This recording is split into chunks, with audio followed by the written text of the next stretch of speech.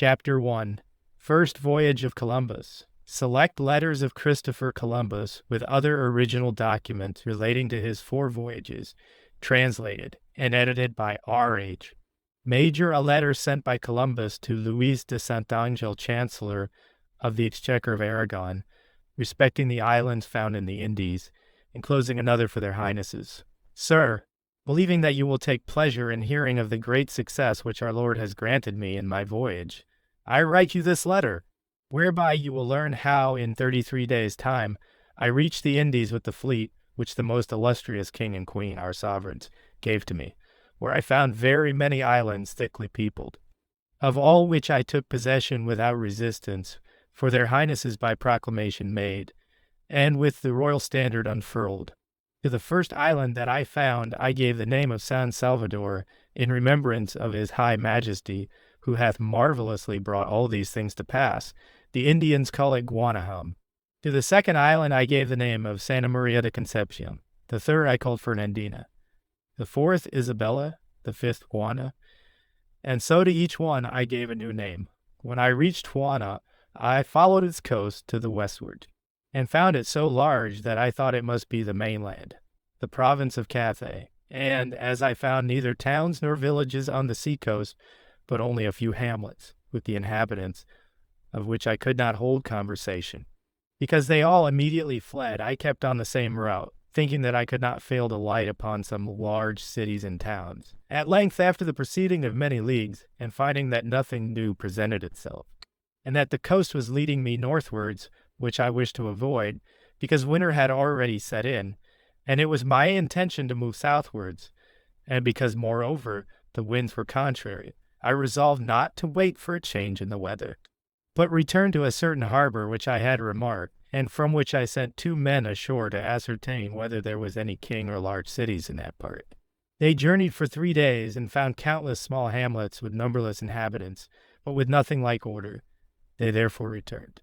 In the meantime I had learned from some other Indians whom I had seized, that this land was certainly an island. Accordingly, I followed the coast eastward for a distance of 107 leagues, where it ended in a cape.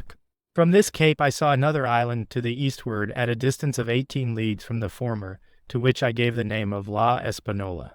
Thither I went and followed its northern coast to the eastward, just as I had done with the coast of Juana, 178 full leagues due east. This island, like all the others, is extraordinarily large, and this one extremely so. In it are many seaports with which none that I know in Christendom can bear comparison, so good and capacious that it is wonder to see. The lands are high, and there are many very lofty mountains with which the island of Setefri cannot be compared. They are all most beautiful, of 1,000 different shapes, accessible, and covered with trees of 1,000 kinds of such great height that they seem to reach the skies. I am told that the trees never lose their foliage, and I can well understand it, for I observed that they were as green and luxuriant as in Spain in the month of May. Some were in bloom, others bearing fruit, and others otherwise according to their nature.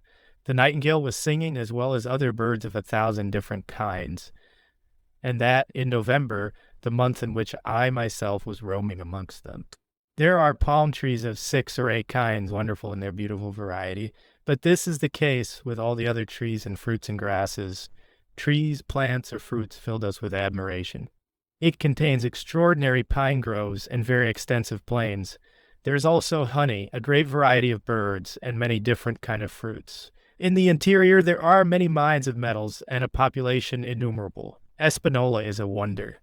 Its mountains and plains and meadows and fields are so beautiful and rich for planting and sowing, and rearing cattle of all kinds, and for building towns and villages. The harbors on the coast, and the number and size and wholesomeness of the rivers, most of them bearing gold, surpass anything that would be believed by one who had not seen them. There is a great difference between the trees, fruits, and plants of this island and those of Juana. In this island there are many spices and extensive mines of gold and other metals. The inhabitants of this, and of all the other islands I have found, or gained intelligence of, both men and women, go as naked as they were born, with the exception that some of the women cover one part only with a single leaf of grass, or with a piece of cotton, made for that purpose. They have neither iron nor steel nor arms, nor are they competent to use them.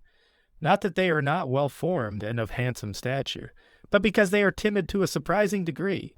Their only arms are reeds cut in the seeding time, to which they fasten small sharpened sticks, and even these they dare not use. For on several occasions it has happened that I have sent ashore 2 or 3 men to some village to hold a parley, and the people have come out in countless numbers, but as soon as they saw our men approach, would flee with such precipitation that a father would not even stop to protect his son. And this not because any harm had been done to any of them, for from the first, wherever I went and got speech with them, I gave them of all that I had, such as cloth and many other things, without receiving anything in return, but they are, as I have described, incurably timid. It is true that when they are reassured and have thrown off this fear, they are guileless and so liberal of all they have that no one would believe it who had not seen it. They never refuse anything that they possess when it is asked of them. On the contrary, they offer it themselves, and they exhibit so much loving kindness that they would even give their hearts. And whether it be something of value or of little worth that is offered to them, they are satisfied. I forbade that worthless things, such as pieces of broken porringers and broken glass, and ends of straps should be given to them, although, when they succeeded in obtaining them, they thought they possessed the finest jewel in the world. It was ascertained that a sailor received for a leather strap a piece of gold weighing 2 castellanos and a half, and others received for other objects of far less value much more. For new blancas they would give all that they had, whether it was 2 or 3 castellanos in gold, or 1 or 2 arabas of spun cotton. They took even bits of the broken hoops of the wine barrels and gave, like fools, all that they possessed in exchange, insomuch that I thought it was wrong and forbade it. I gave away 1,000 good and pretty articles which I had brought with me in order to win their affection, and that they might be led to become Christians and be well inclined to love and serve their highnesses and the whole Spanish nation, and that they might aid us by giving us things of which we stand in need, but which they possess in abundance. They are not acquainted with any kind of worship and are not idolaters, but believe that all power and indeed all good things are in heaven, and they are firmly convinced that I, with my vessels and crews, came from heaven, and with this belief received me at every place at which I touched, after they had overcome their apprehension. And this does not spring from ignorance, for they are very intelligent, and navigate all these seas, and relate everything to us, so that it is astonishing what a good account they are able to give of everything. But they have never seen men with clothes on, nor vessels like ours. On my reaching the Indies, I took by force, in the first island that I discovered, some of these natives, that they might learn our language and give me information in regard to what existed in these parts. And it so happened that they soon understood us, and we them, either by words or signs, and they have been very serviceable to us. They are still with me, and from repeated conversations that I have had with them, I find that they still believe that I come from heaven. And they were the first to say this wherever I went, and the others ran from house to house and to the neighboring villages, crying with a loud voice, "Come, come, and see the people from heaven." And thus they all, men as well as women, after their minds were at rest about us, came, both large and small, and brought us something to eat and drink, which they gave us with extraordinary kindness. They have in all these islands very many canoes, like our rowboats, some larger, some smaller, but most of them larger than a barge of 18 seats. They are not so wide, because they are made of one single piece of timber, but a barge could not keep up with them in rowing, because they go with incredible speed. And with these canoes they navigate among these islands, which are innumerable, and carry on their traffic. I have seen in some of these canoes 70 and 80 men, each with his oar. In all these islands I did not notice much difference in the appearance of the inhabitants, nor in their manners nor language, except that they all understand each other, which is very singular, and leads me to hope that their highnesses will take means for their conversion to our holy faith, towards which they are very well disposed. I have already said how I had gone 107 leagues in following the sea-coast of Juana in a straight line from west to east. And from that survey I can state that the island is larger than England and Scotland together, because beyond these 107 leagues There lie to the west 2 provinces which I have not yet visited, one of which is called Avon, where the people are born with a tail. These 2 provinces cannot be less in length than from 50 to 60 leagues, from what can be learned from the Indians that I have with me, and who are acquainted with all these islands. The other, Espanola, has a greater circumference than all Spain, from Catalonia by the sea coast to Fuenterrabia in Biscay, since on one of its 4 sides I made 188 great leagues in a straight line from west to east. This is something to covet, and when found not to be lost sight of. Although I have taken possession of all these islands in the name of their highnesses, and they are all more abundant in wealth than I am able to express. And although I hold them all for their highnesses, so that they can dispose of them quite as absolutely as they can of the kingdoms of Castile, yet there was one large town in Espanola of which especially I took possession, situated in a locality well adapted for the working of the gold mines, and for all kinds of commerce, either with the main land on this side, or with that beyond which is the land of the great Khan, with which there will be vast commerce and great profit. To that city I gave the name of Villa de Navidad, and fortified it with a fortress, which by this time will be quite completed, and I have left in it a sufficient number of men with arms, artillery and provisions for more than a year, a barge and a sailing master skillful in the arts necessary for building others. I have also established the greatest friendship with the king of that country, so much so, that he took pride in calling me his brother, and treating me as such, even should these people change their intentions towards us and become hostile. They do not know what arms are, but, as I have said, go naked, and are the most timid people in the world, so that the men I have left could alone destroy the whole country, and this island has no danger for them, if they only know how to conduct themselves. In all those islands it seems to me that the men are content with 1 wife, except their chief or king, to whom they give 20. The women seem to me to work more than the men. I have not been able to learn whether they have any property of their own. It seemed to me that what one possessed belonged to all, especially in the matter of eatables. I have not found in those islands any manching. But, on the contrary, the whole race is very well formed, nor are they black, as in Guinea, but their hair is flowing, for they do not dwell in that part where the force of the sun's rays is too powerful. It is true that the sun has very great power there, for the country is distant only 26 degrees from the equinoctial line. In the islands where there are high mountains, the cold this winter was very great, but they endure it, not only from being habituated to it, but by eating meat with a variety of excessively hot spices. As to savages, I did not even hear of any, except at an island which lies the second in one's way in coming to the Indies. It is inhabited by a race which is regarded throughout these islands as extremely ferocious, and eaters of human flesh. These possess many canoes in which they visit all the Indian islands and rob and plunder whatever they can. They are no worse formed than the rest, except that they are in the habit of wearing their hair long, like women, and use bows and arrows made of reeds, with a small stick at the end, for want of iron, which they do not possess.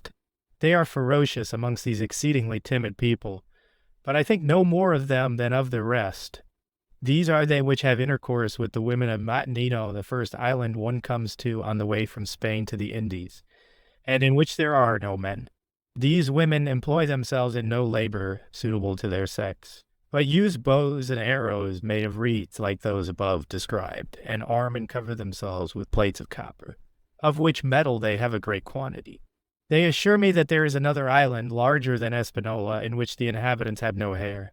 It is extremely rich in gold, and I bring with me Indians taken from these different islands, who will testify to all these things.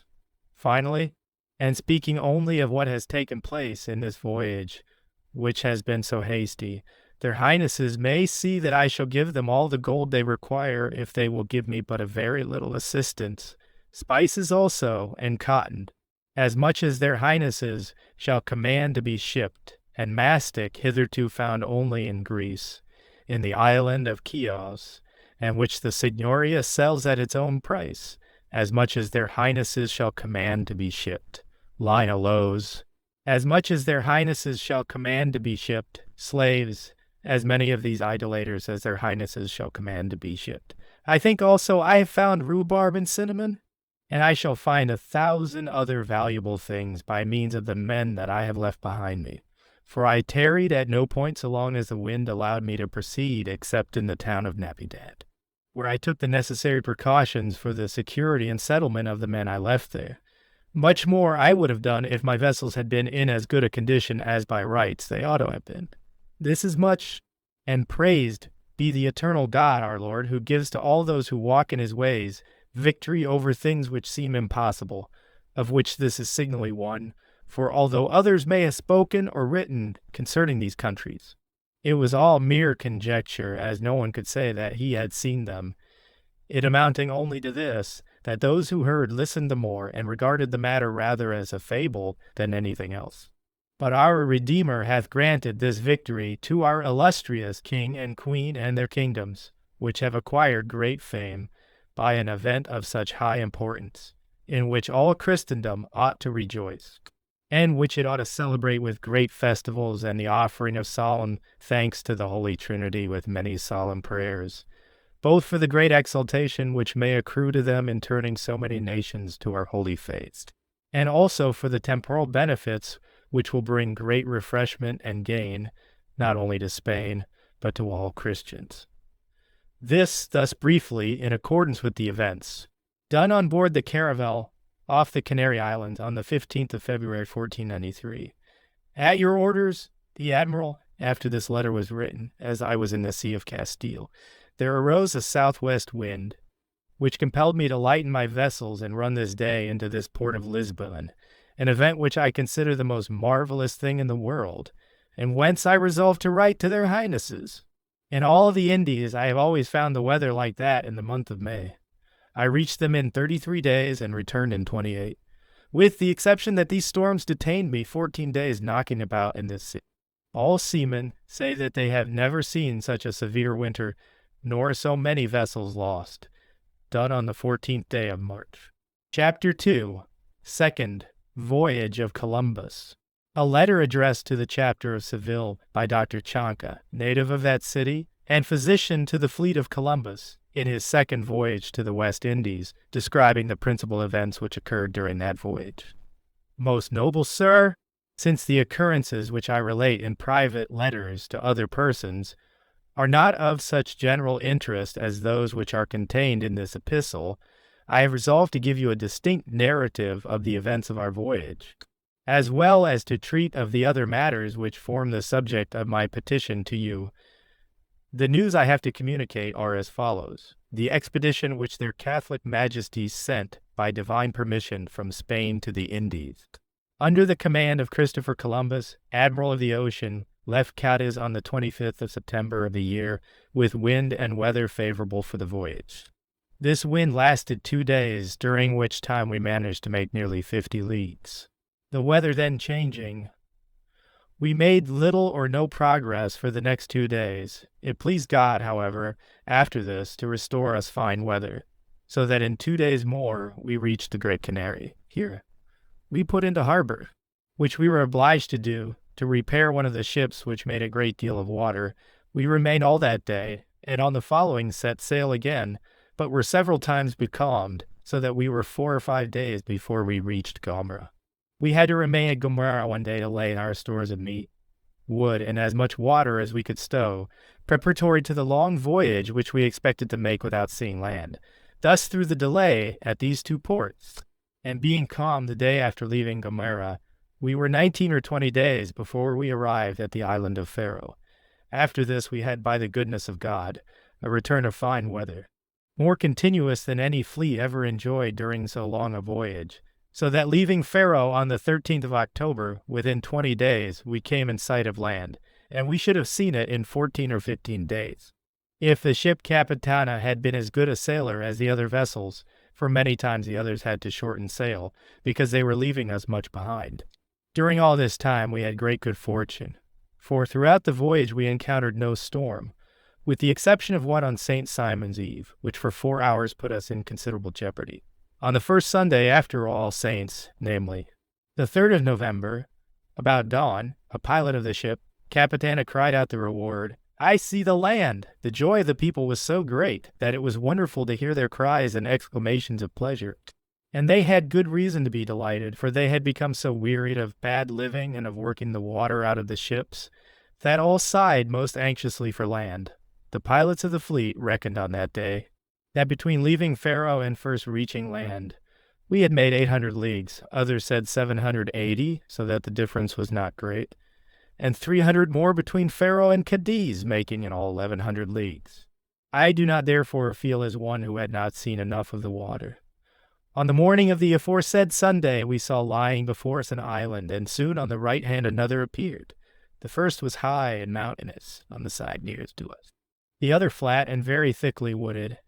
As soon as it became lighter, other islands began to appear on both sides, so that on that day there were 6 islands to be seen lying in different directions, and most of them of considerable size. We directed our course towards that which we had first seen, and reaching the coast, we proceeded more than a league in search of a port where we might anchor, but without finding one. All that part of the island which met our view appeared mountainous, very beautiful, and green, even up to the water, which was delightful to see, for at that season there is scarcely anything green in our own country. When we found that there was no harbor there, the admiral decided that we should go to the other island, which appeared on the right, and which was at 4 or 5 leagues distance. One vessel, however, still remained on the first island all that day, seeking for a harbor, in case it should be necessary to return thither. At length, having found a good one, where they saw both people and dwellings, they returned that night to the fleet, which had put into harbor at the other island, and there the admiral, accompanied by a great number of men, landed with the royal banner in his hands, and took formal possession on behalf of their majesties. This island was filled with an astonishingly thick growth of wood. The variety of unknown trees, some bearing fruit and some flowers, was surprising, and indeed every spot was covered with verdure. We found there a tree whose leaf had the finest smell of cloves that I have ever met with. It was like a laurel leaf, but not so large. But I think it was a species of laurel. There were wild fruits of various kinds, some of which our men, not very prudently, tasted, and upon only touching them with their tongues, their countenances became inflamed, and such great heat and pain followed, that they seemed to be mad, and were obliged to resort to refrigerants to cure themselves. We found no signs of any people in this island, and concluded it was uninhabited. We remained only 2 hours, for it was very late when we landed, and on the following morning we left for another very large island, situated below this at the distance of 7 or 8 leagues. We approached it under the side of a great mountain that seemed almost to reach the skies, in the middle of which rose a peak higher than all the rest of the mountain, whence many streams diverged into different channels, especially towards the part at which we arrived.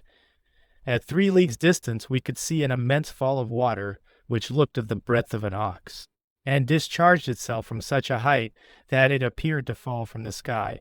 It was seen from so great a distance that it occasioned many wagers to be laid on board the ships, some maintaining that it was but a series of white rocks, and others that it was water. When we came nearer to it, it showed itself distinctly, and it was the most beautiful thing in the world to see from how great a height and from what a small space so large a fall of water was discharged. As soon as we neared the island, the admiral ordered a light caravel to run along the coast to search for a harbor. The captain put into land in a boat, and seeing some houses, leapt on shore and went up to them. The inhabitants fleeing at sight of our men, he then went into the houses, and there found various household articles that had been left unremoved, from which he took 2 parrots, very large and quite different from any we had before seen. He found a great quantity of cotton, both spun and prepared for spinning, and articles of food, of all of which he brought away a portion. Besides these, he also brought away 4 or 5 bones of human arms and legs. On seeing these, we suspected that we were amongst the Caribbee Islands, whose inhabitants eat human flesh, for the admiral, guided by the information respecting their situation, which he had received from the Indians of the islands discovered in his former voyage, had directed his course with a view to their discovery, both because they were the nearest to Spain, and because this was the direct track for the island of Espanola, where he had left some of his people. Thither, by the goodness of God and the wise management of the admiral, we came in as straight a track as if we had sailed by a well-known and frequented route. This island is very large, and on the side where we arrived, it seemed to us to be 25 leagues in length. We sailed more than 2 leagues along the shore in search of a harbor. On the part towards which we moved appeared very high mountains, and on that which we left extensive plains. On the sea coast there were a few small villages, whose inhabitants fled as soon as they saw the sails. At length, after proceeding 2 leagues, we found a port late in the evening. That night the admiral resolved that some of the men should land at break of day, in order to confer with the natives and learn what sort of people they were. Although it was suspected, from the appearance of those who had fled at our approach, that they were naked, like those whom the admiral had seen in his former voyage. In the morning several detachments under their respective captains sallied forth. One of them returned at the dinner hour, with a boy of about 14 years of age, as it afterwards appeared, who said that he was one of the prisoners taken by these people. The others divided themselves, and one party took a little boy, whom a man was leading by the hand, but who left him and fled. This boy they sent on board immediately with some of our men. Others remained, and took certain women, natives of the island, together with other women from among the captives who came of their own accord. One captain of this last company, not knowing that any intelligence of the people had been obtained, advanced farther into the island and lost himself. With the 6 men who accompanied him, they could not find their way back until after 4 days, when they lighted upon the seashore, and following the line of coast returned to the fleet. We had already looked upon them as killed and eaten by the people that are called Caribbees, for we could not account for their long absence in any other way, since they had among them some pilots who by their knowledge of the stars could navigate either to or from Spain, so that we imagined that they could not lose themselves in so small a space. On this first day of our landing, several men and women came on the beach up to the water's edge, and gazed at the ships in astonishment at so novel a sight. And when a boat pushed on shore in order to speak with them, they cried out Teno, Teno, which is as much as to say good, and waited for the landing of the sailors, standing by the boat in such a manner that they might escape when they pleased. The result was that none of the men could be persuaded to join us, and only 2 were taken by force, who were secured and led away.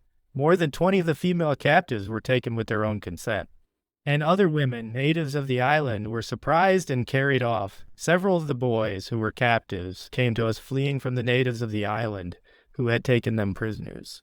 We remained 8 days in this port in consequence of the loss of the aforesaid captain, and went many times on shore, passing amongst the dwellings and villages which were on the coast.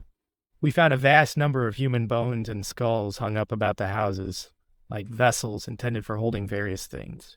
There were very few men to be seen here, and the women informed us that this was in consequence of 10 canoes having gone to make an attack upon other islands. These islanders appeared to us to be more civilized than those that we had hitherto seen. For although all the Indians have houses of straw, yet the houses of these people are constructed in a much superior fashion, are better stocked with provisions, and exhibit more evidences of industry, both on the part of the men and the women. They had a considerable quantity of cotton, both spun and prepared for spinning, and many cotton sheets, so well woven as to be no way inferior to those of our country. We inquired of the women who were prisoners in the island what people these islanders were. They replied that they were Caribbees. As soon as they learned that we abhorred such people on account of their evil practice of eating human flesh, they were much delighted, and after that, if they brought forward any woman or man of the Caribbees, they informed us, but secretly, that they were such, still evincing, by their dread of their conquerors, that they belonged to a vanquished nation. Though they knew them all to be in our power, we were enabled to distinguish which of the women were natives and which were captives by the Caribbees wearing on each leg 2 bands of woven cotton, the one fastened round the knee, and the other round the ankle.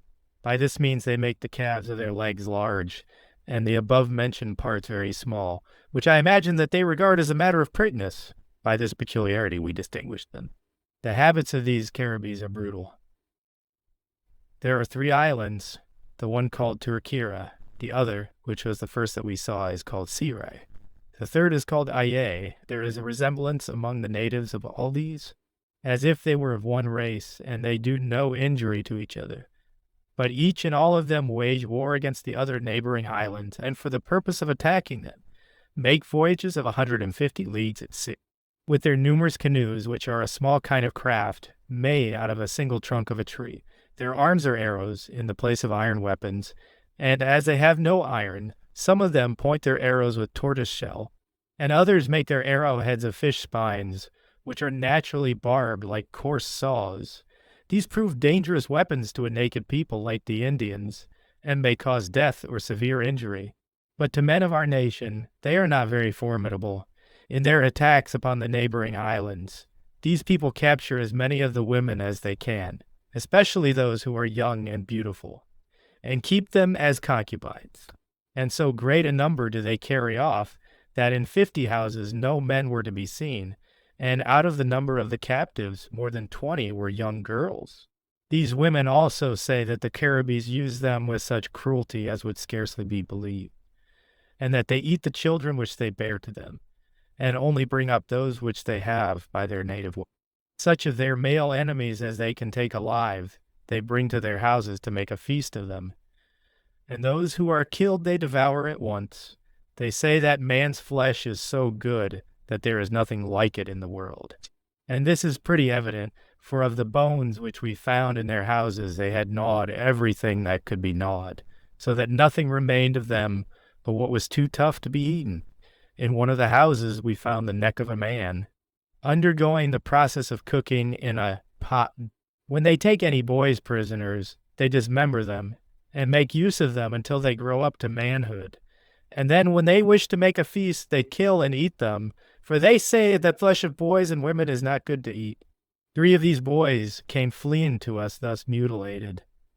At the end of 4 days arrived the captain, who had lost himself with his companions, of whose return we had by this time given up all hope, for other parties had been twice sent out to seek him, one of which came back on the same day that he rejoined us, without having gained any information respecting the wanderers.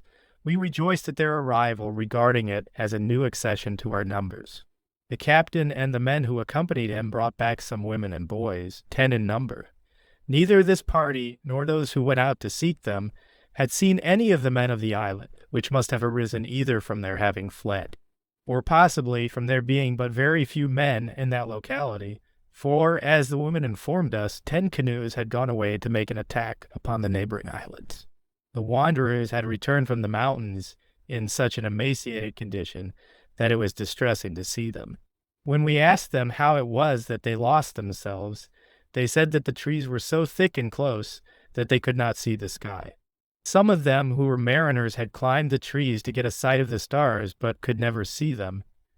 And if they had not found their way to the sea-coast, it would have been impossible to have returned to the fleet. We left this island 8 days after our arrival. The next day at noon we saw another island, not very large, at about 12 leagues distance from the one we were leaving. The greater part of the first day of our departure we were kept close in to the coast of this island by a calm, but as the Indian women whom we brought with us said that it was not inhabited but had been dispeopled by the Caribbees, we made no stay in it.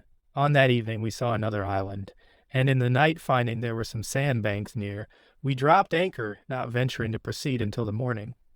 On the morrow another island appeared of considerable size, but we touched at none of these because we were anxious to convey consolation to our people who had been left in Espanola. But it did not please God to grant us our desire, as will hereafter appear. Another day at the dinner hour we arrived at an island which seemed worth the finding, for judging by the extent of cultivation in it, it appeared very populous. We went thither and put into harbor, when the admiral immediately sent on shore a well-manned barge to hold speech with the Indians, in order to ascertain what race they were, and also because it was necessary to gain some information respecting our course. Although it afterwards plainly appeared that the admiral, who had never made that passage before, had taken a very correct route, but as matters of doubt should always be brought to as great a certainty as possible by inquiry. He wished the natives to be communicated with, and some of the men who went in the barge landed and went up to a village, whence the inhabitants had already withdrawn and hidden themselves. They took in this island 5 or 6 women and some boys, most of whom were captives, like those in the other island, for as we learned from the women whom we had brought with us, The natives of this place also were Caribbees. As this barge was about to return to the ships with the capture which they had made, a canoe came along the coast containing 4 men, 2 women, and a boy. And when they saw the fleet, they were so stupefied with amazement that for a good hour they remained motionless at the distance of nearly 2 gunshots from the ships. In this position, they were seen by those who were in the barge and also by all the fleet. Meanwhile, those in the barge moved towards the canoe, but so close inshore that the Indians, in their perplexity and astonishment as to what all this could mean, never saw them until they were so near that escape was impossible. For our men pressed on them so rapidly that they could not get away, although they made considerable effort to do so. When the Caribbees saw that all attempt at flight was useless, they most courageously took to their bows, both women and men. I say most courageously because they were only 4 men and 2 women, and our people were 25 in number. 2 of our men were wounded by the Indians, one with 2 arrow shots in his breast, and another with 1 in his side. And if it had not happened that they carried shields and wooden bucklers, and that they soon got near them with the barge and upset their canoe, most of them would have been killed with their arrows. After their canoe was upset, they remained in the water swimming and occasionally wading, for there were shallows in that part, still using their bows as much as they could, so that our men had enough to do to take them. And after all, there was one of them whom they were unable to secure, till he had received a mortal wound with a lance, and whom thus wounded they took to the ships. The difference between these Caribbees and the other Indians with respect to dress consists in their wearing their hair very long, while the others have it clipped irregularly, and paint their heads with crosses and 100,000 different devices, each according to his fancy, which they do with sharpened reeds. All of them, both the Caribbees and the others, are beardless, so that it is a rare thing to find a man with a beard. The Caribbees whom we took had their eyes and eyebrows stained, which I imagine they do from ostentation. It gave them a more formidable appearance. One of these captives said that in an island belonging to them called Chair, which is the first that we saw, though we did not go to it, there is a great quantity of gold. And that if we were to take them nails and tools with which to make their canoes, we might bring away as much gold as we liked. On the same day we left that island, having been there no more than 6 or 7 hours, and steering for another point of land which appeared to lie in our intended course, we reached it by night. On the morning of the following day, we coasted along it, and found it to be a large extent of country, but not continuous, for it was divided into more than 40 islets. The land was very high, and most of it barren, an appearance which we have never observed in any of the islands visited by us before or since. The surface of the ground seemed to suggest the probability of its containing metals. None of us went on shore here, but a small lateen caravel went up to one of the islets and found in it some fishermen's huts. The Indian women whom we brought with us said they were not inhabited. We proceeded along the coast the greater part of that day, and on the evening of the next we discovered another island called Buranquen, which we judged to be 30 leagues in length, for we were coasting along it the whole of one day. This island is very beautiful and apparently fertile. Hither the Caribbees come with the view of subduing the inhabitants, and often carry away many of the people. These islanders have no boats, nor any knowledge of navigation, but, as our captives inform us, they use bows as well as the Caribbees, and if by chance when they are attacked they succeed in taking any of their invaders, they will eat them in like manner as the Caribbees themselves, in the contrary event, would devour them. We remained 2 days in this island, and a great number of our men went on shore, but could never get speech of the natives, who had all fled from fear of the Caribbees. All the above-mentioned islands were discovered in this voyage, the admiral having seen nothing of them in his former voyage. They are all very beautiful, and possess a most luxuriant soil, but this last island appeared to exceed all the others in beauty. Here terminated the islands, which on the side toward Spain had not been seen before by the admiral, although we regard it as a matter of certainty that there is land more than 40 leagues beyond the foremost of these newly discovered islands, on the side nearest to Spain. We believe this to be the case, because 2 days before we saw land, we observed some birds called rabihorcados, or pelicans, marine birds of prey which do not sit or sleep upon the water, making circumvolutions in the air at the close of evening, previous to taking their flight towards land for the night. These birds could not be going to settle at more than 12 or 15 leagues distance, because it was late in the evening, and this was on our right hand on the side toward Spain, from which we all judged that there was land there still undiscovered, but we did not go in search of it, because it would have taken us round out of our intended route. I hope that in a few voyages it will be discovered. It was at dawn that we left the before-mentioned island of Berenquen, and on that day before nightfall we caught sight of land, which, though not recognized by any of those who had come hither in the former voyage, we believed to be Espanola, from the information given us by the Indian women whom we had with us, and in this island we remain at present. Between it and Berenquen another island appeared at a distance, but of no great size. When we reached Espanola, the land at the part where we approached it was low and very flat, on seeing which a general doubt arose as to its identity, for neither the admiral nor his companions on the previous voyage had seen it on this side. The island being large is divided into provinces. The part which we first touched at is called Haiti, another province adjoining it they call Zamana, and the next province is named Bohio, where we now are. These provinces are again subdivided, for they are of great extent. Those who have seen the length of its coast state that it is 200 leagues long, and I myself should judge it not to be less than 150 leagues. As to its breadth, nothing is hitherto known. It is now 40 days since a caravel left us with the view of circumnavigating it, and is not yet returned. The country is very remarkable, and contains a vast number of large rivers and extensive chains of mountains, with broad open valleys, and the mountains are very high. It does not appear that the grass is ever cut throughout the year. I do not think that they have any winter in this part, for at Christmas were found many birds' nests, some containing the young birds and others containing eggs. No four-footed animal has ever been seen in this or any of the other islands, except some dogs of various colors, as in our own country, but in shape like large house dogs, and also some little animals in color, size, and fur, like a rabbit, with long tails and feet like those of a rat. These animals climb up the trees, and many who have tasted them say they are very good to eat. There are not any wild beasts. There are great numbers of small snakes, and some lizards, but not many, for the Indians consider them as great a luxury as we do pheasants. They are of the same size as ours, but different in shape.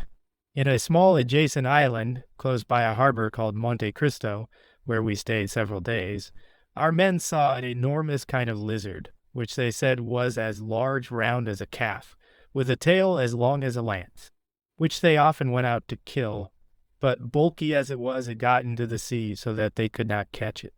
There are, both in this and the other islands, an infinite number of birds like those in our own country, and many others such as we had never seen.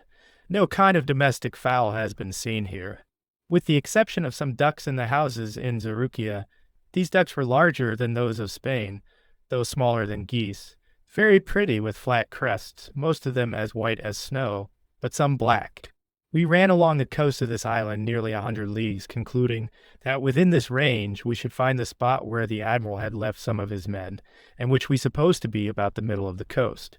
As we passed by the province called Examana, we sent on shore one of the Indians, who had been taken in the previous voyage, clothed, and carrying some trifles, which the admiral had to be given him. On that day died one of our sailors, a Biscayan, who had been wounded in the affray with the Kirghiz, when they were captured, as I have already described, through their want of caution. As we were proceeding along the coast, an opportunity was afforded for a boat to go on shore to bury him, the boat being accompanied by 2 caravels to protect it.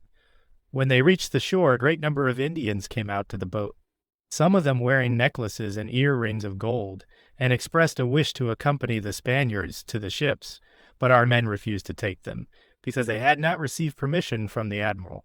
When the Indians found that they would not take them, 2 of them got into a small canoe, and went up to one of the caravels that had put into shore.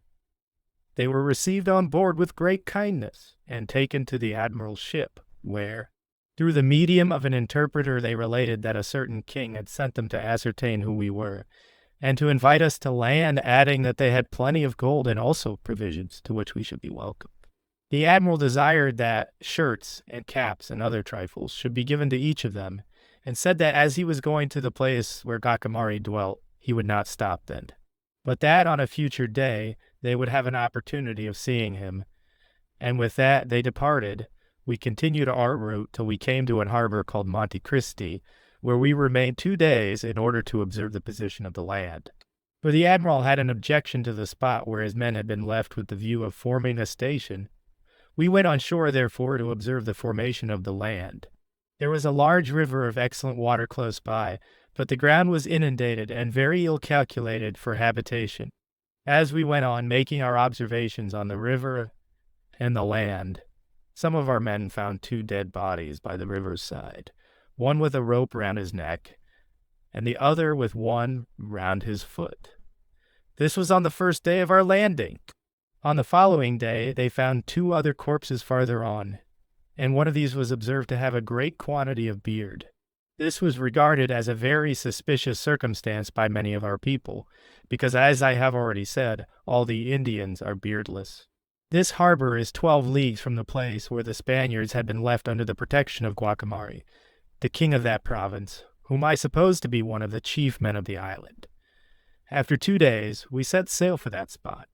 But as it was late when we arrived, and there were some shoals where the admiral's ship had been lost, we did not venture to put in close to the shore, but remained that night at a little less than a league from the coast, waiting until the morning, when we might enter securely. On that evening, a canoe containing 5 or 6 Indians came out at a considerable distance from where we were, and approached us with great celerity. The admiral, believing that he ensured our safety by keeping the sails set, would not wait for them. They, however, perseveringly rowed up to us within gunshot, and then stopped to look at us. But when they saw that we did not wait for them, they put back and went away. After we had anchored that night at the spot in question, the admiral ordered 2 guns to be fired, to see if the Spaniards, who had remained with Gwakamari, would fire in return, for they also had guns with them. But when we received no reply, and could not perceive any fires, nor the slightest symptom of habitations on the spot, the spirits of our people became much depressed, and they began to entertain the suspicion which the circumstances were naturally calculated to excite. While all were in this desponding mood, and when 4 or 5 hours of the night had passed away, the same canoe which we had seen in the evening came up, and the Indians with a loud voice addressed the captain of the caravel which they first approached, inquiring for the admiral. They were conducted to the admiral's vessel, but would not go on board till he had spoken to them, and they had asked for a light in order to assure themselves that it was he who conversed with them. One of them was a cousin of Gwakamari, who had been sent by him once before. It appeared that after they had turned back the previous evening, they had been charged by Gwakamari with 2 masks of gold as a present, one for the admiral, the other for a captain who had accompanied him on the former voyage. They remained on board for 3 hours, talking with the admiral in the presence of all of us, he showing much pleasure in their conversation, and inquiring respecting the welfare of the Spaniards whom he had left behind. Gwakamari's cousin replied that those who remained were all well, but that some of them had died of disease, and others had been killed in quarrels that had arisen amongst them. He said also that the province had been invaded by 2 kings named Scaunabo and Mereni, who had burned the habitations of the people, and that Gwakamari was at some distance, lying ill of a wound in his leg, which was the occasion of his not appearing, but that he would come on the next day. The Indians then departed, saying they would return on the following day with the said Gwakamari, and left us consoled for that night. Next morning we looked for Gwakamari's arrival, and meanwhile some of our men landed by command of the admiral, and went to the spot where the Spaniards had formerly been. They found the building which they had inhabited, and which they had in some degree fortified with a palisade, burnt and leveled with the ground. They found also some rags and stuffs which the Indians had brought to throw upon the house. They observed, too, that the Indians who were seen near the spot looked very shy and dared not approach, but, on the contrary, fled from them. This we thought did not look well, for the admiral had told us that in the former voyage, when he arrived at this place, so many came in canoes to see our people, that there was no keeping them off.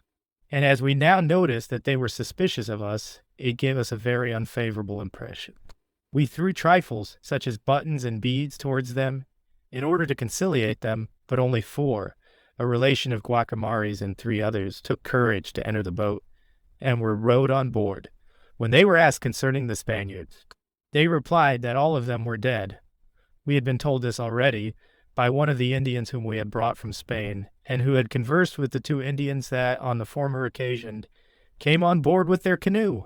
But we had not believed it. Guacamari's kinsman was asked who had killed them. He replied that King Caonabo and King Mireni had made an attack upon them, and burnt the buildings on the spot, that many were wounded in the affray, and among them Guacamari, who had received a wound in his thigh and had retired to some distance. He also stated that he wished to go and fetch him, upon which some trifles were given to him, and he took his departure for the place of Guacamari's abode. All that day we remained in expectation of them, and when we saw that they did not come, many suspected that the Indians who had been on board the night before had been drowned, for they had had wine given them 2 or 3 times, and they had come in a small canoe that might be easily upset. The next morning the admiral went on shore, taking some of us with him. We went to the spot where the settlement had been, and found it utterly destroyed by fire, and the clothes of the Spaniards lying about upon the grass. But on that occasion we saw no dead body. There were many different opinions amongst us, some suspecting that Guacamari himself was concerned in the betrayal and death of the Christians. Others thought not, because his own residence was burnt, so that it remained a very doubtful question. The admiral ordered all the ground which had been occupied by the fortifications of the Spaniards to be searched, for he had left orders with them to bury all the gold that they might get, while this was being done. The admiral wished to examine a spot at about a league's distance, which seemed to be suitable for building a town, for there was yet time to do so, and some of us went thither with him, making our observations of the land as we went along the coast, until we reached a village of 7 or 8 houses, which the Indians forsook when they saw us approach, carrying away what they could, and leaving the things which they could not remove hidden amongst the grass around the houses. These people are so degraded that they have not even the sense to select a fitting place to live in. Those who dwell on the shore build for themselves the most miserable hovels that can be imagined, and all the houses are so covered with grass and dampness that I wonder how they can contrive to exist. In these houses we found many things belonging to the Spaniards, which it could not be supposed they would have bartered, such as a very handsome Moorish mantle, which had not been unfolded since it was brought from Spain, stockings, and pieces of cloth. Also an anchor belonging to the ship which the admiral had lost here on the previous voyage, with other articles which the more confirmed our suspicions, on examining some things which had been very cautiously sewn up in a small basket. We found a man's head wrapped up with great care. This we judged might be the head of a father or mother or of some person whom they much regarded. I have since heard that many were found in the same state, which makes me believe that our first impression was the true one. After this we returned. We went on the same day to the site of the settlement, and when we arrived, we found many Indians who had regained their courage, bartering gold with our men. They had bartered to the extent of a mark. We also learned that they had shown where the bodies of 11 of the dead Spaniards were laid, which were already covered with the grass that had grown over them, and they all with one voice asserted that Caonabo and Mireni had killed them. But notwithstanding all this, we began to hear complaints that one of the Spaniards had taken 3 women to himself, and another 4, from whence we drew the inference that jealousy was the cause of the misfortune that had occurred. On the next morning, as no spot in that vicinity appeared suitable for our making a settlement, the admiral ordered a caravel to go in one direction to look for a convenient locality, while some of us went with him another way. In the course of our explorations, we discovered a harbor of great security, the neighborhood of which, so far as regarded the formation of the land, was excellent for habitation, but as it was far from any mine of gold, the proximity of which was very desirable, the admiral decided that we should settle in some spot which would give us greater certainty of attaining that object, provided the position of the land should prove equally convenient. On our return, we found the other caravel arrived, in which Melchior and 4 or 5 other trustworthy men had been exploring with a similar object. They reported that as they went along the coast, a canoe came out to them containing 2 Indians, one of whom was the brother of Guacamari and was recognized by a pilot who was in the caravel. When he questioned them as to their purpose, they replied that Guacamari sent to beg the Spaniards to come on shore, as he was residing near with as many as 50 families around him. The chief men of the party then went on shore in the boat and, proceeding to the place where Guacamari was, found him stretched on his bed, complaining of a severe wound.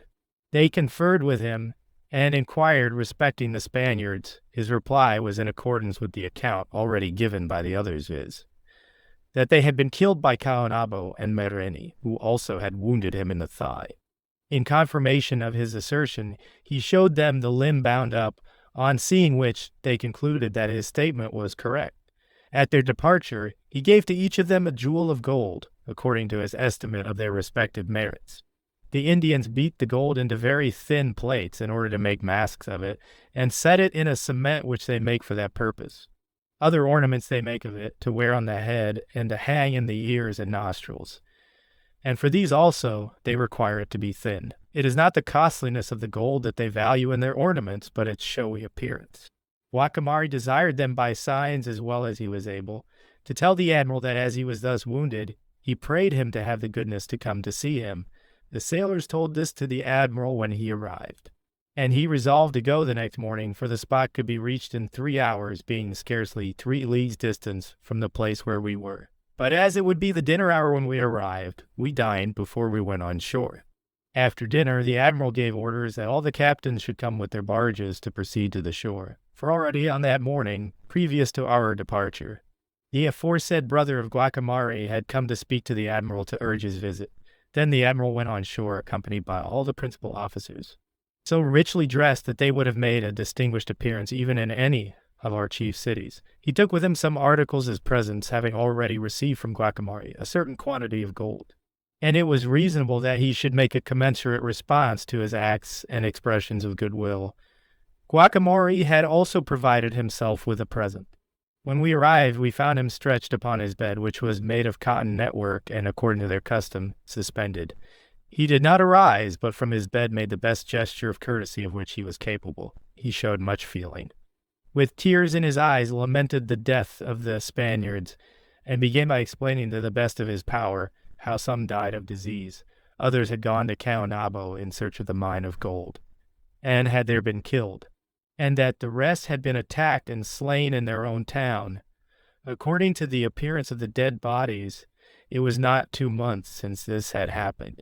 He then presented the admiral with 8 marks and a half of gold, 500 or 600 pieces of jewelry of various colors, and a cap with similar jewel work, which I think they must value very highly, because in it was a jewel which was presented with great reverence. It appears to me that these people put more value upon copper than gold. The surgeon of the fleet and myself being present, the admiral told Guacamari that we were skilled in the treatment of human disorders, and wished that he would show us his wound. He replied that he was willing. Upon which I said it would be necessary that he should, if possible, go out of the house, because we could not see well on account of the place being darkened by the throng of people. To this he consented, I think more from timidity than inclination, and left the house leaning on the arm of the admiral. After he was seated, the surgeon approached him and began to untie his bandage. Then he told the admiral that the wound was made with the ceiba, by which he met with the stone.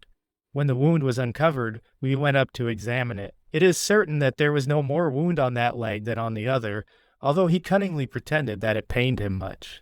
Ignorant as we were of the facts, it was impossible to come to a definite conclusion.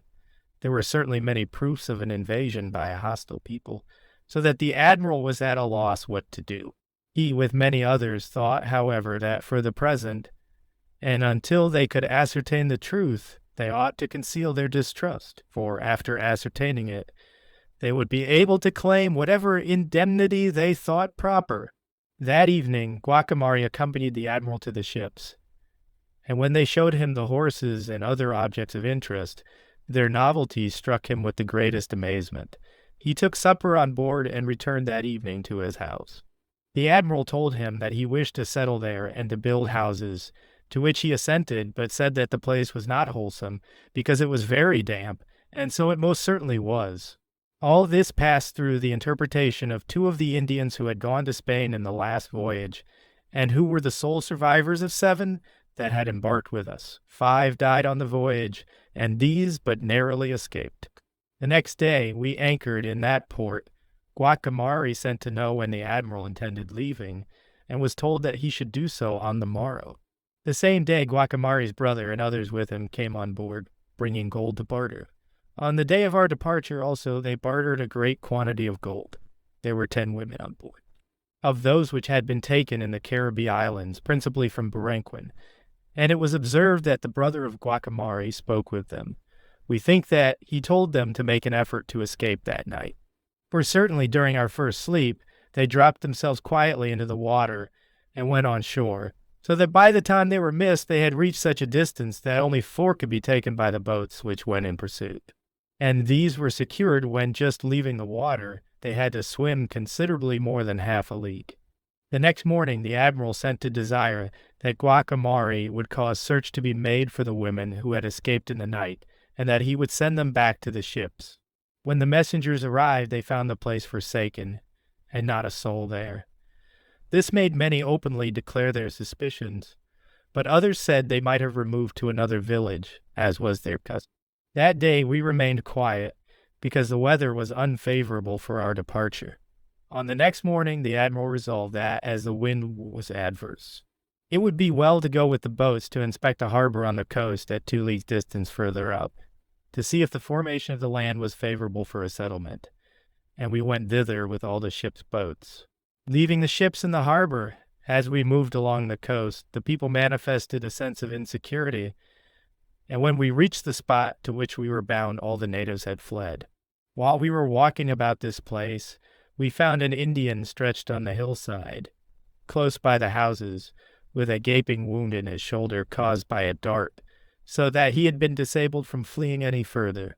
The natives of this island fight with sharp darts, which they discharge from crossbows, in the same manner as boys in Spain shoot their small arrows, and which they send with considerable skill to a great distance. And certainly upon an unarmed people these weapons are calculated to do serious injury. The man told us that Caonabo and his people had wounded him and burnt the houses of Guacamari. Thus we are still kept in uncertainty respecting the death of our people on account of the paucity of information on which to form an opinion, and the conflicting and equivocal character of the evidence we have obtained. We did not find the position of the land in this port favorable for healthy habitation, and the admiral resolved upon returning along the upper coast by which we had come from Spain, because we had had tidings of gold in that direction. But the weather was so adverse that it cost more labor to sail 30 leagues in a backward direction than the whole voyage from Spain, so that, what with the contrary wind and the length of the passage, 3 months had elapsed before we set foot on land. It pleased God, however, that through the check upon our progress caused by contrary winds, we succeeded in finding the best and most suitable spot that we could have selected for a settlement, where there was an excellent harbor and abundance of fish, an article of which we stood in great need from the scarcity of meat. The fish caught here are very singular and more wholesome than those of Spain. The climate does not allow the fish to be kept from one day to another, for all animal food speedily becomes unwholesome on account of the alternate heat and damp. The land is very rich for all purposes. Near the harbor there are 2 rivers, one large and another of moderate breadth somewhat near it. The water is of a very remarkable quality. On the bank of it is being built a city called Marta, one side of which is bounded by the water with a ravine of cleft rock, so that at that part there is no need of fortification. The other half is girt with a plantation of trees so thick that a rabbit could scarcely pass through, and so green that fire will never be able to burn it. A channel has been commenced for a branch of the river, which the managers say they will lead through the middle of the settlement, and will place on it mills of all kinds requiring to be worked by water. Great quantities of vegetables have been planted, which certainly attain a more luxuriant growth here in 8 days than they would in Spain in 20. We were frequently visited by numbers of Indians, among whom were some of their caciques or chiefs and many women. They all came loaded with ages, a sort of turnip, very excellent for food, which we dressed in various ways. This food was so nutritious as to prove a great support to all of us after the privations we endured when at sea, which in truth were more severe than ever were suffered by man. And as we could not tell what weather it would please God to send us on our voyage, we were obliged to limit ourselves most rigorously with regard to food, in order that, at all events, we might at least have the means of supporting life. This age the Caribbees call Nabi, and the Indians Hage. The Indians barter gold, provisions, and everything they bring with them for tags of laces, beads, and pins, and pieces of porringers and dishes. They all, as I have said, go naked as they were born, except the women of this island, who some of them wear a covering of cotton, which they bind round their hips, while others use grass and leaves of trees. When they wish to appear full dressed, both men and women paint themselves, some black, others white and various colors, in so many devices that the effect is very laughable. They shave some parts of their heads, and in others wear long tufts of matted hair, which have an indescribably ridiculous appearance. In short, whatever would be looked upon in our country as characteristic of a madman is here regarded by the highest of the Indians as a mark of distinction in our present position. We are in the neighborhood of many mines of gold, not one of which we are told is more than 20 or 25 leagues off. The Indians say that some of them are in Niti, in the possession of Skelwanabo, who killed the Christians. The others are in another place called Cibao, which, if it please God, we shall see with our eyes before many days are over. Indeed, we should go there at once, but that we have so many things to provide that we are not equal to it at present.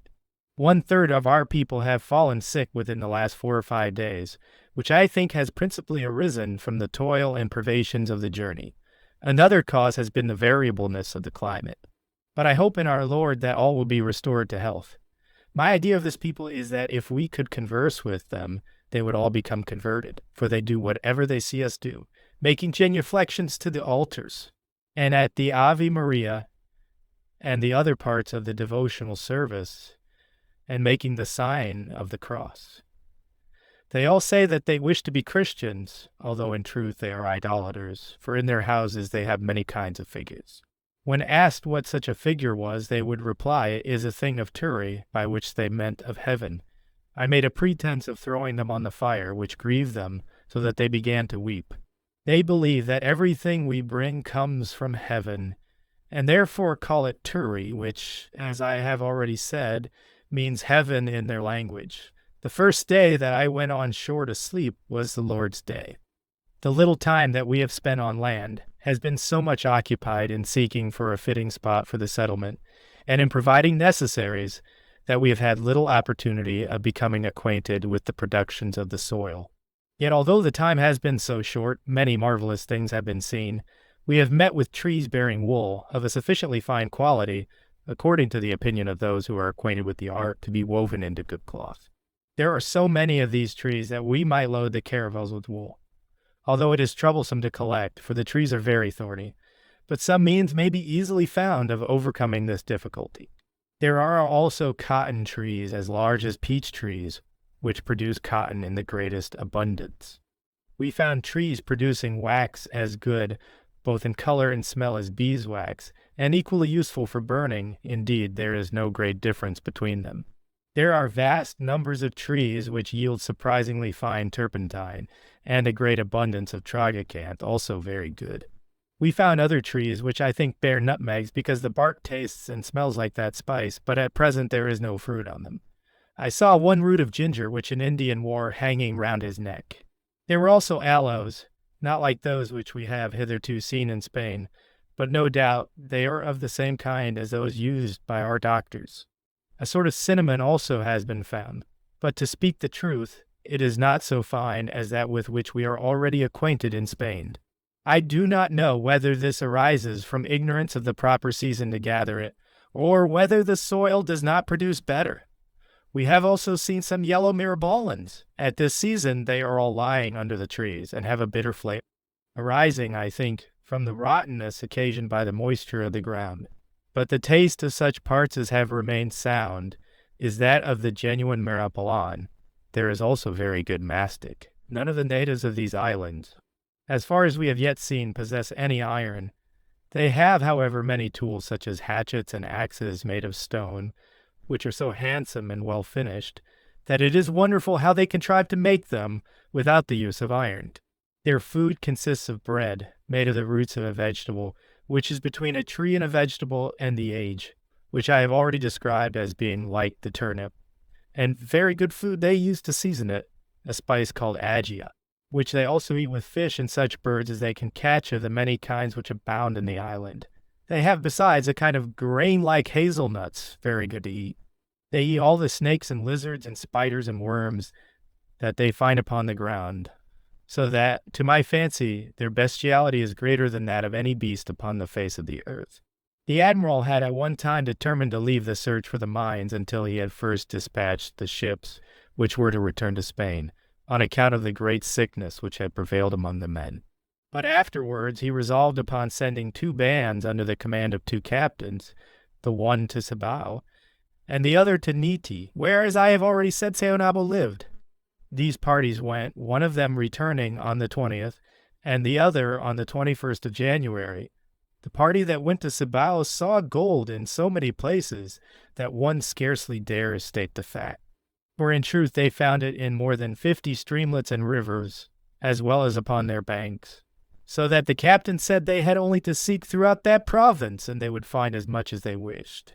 He brought specimens from the different parts, that is, from the sand of the rivers and small springs.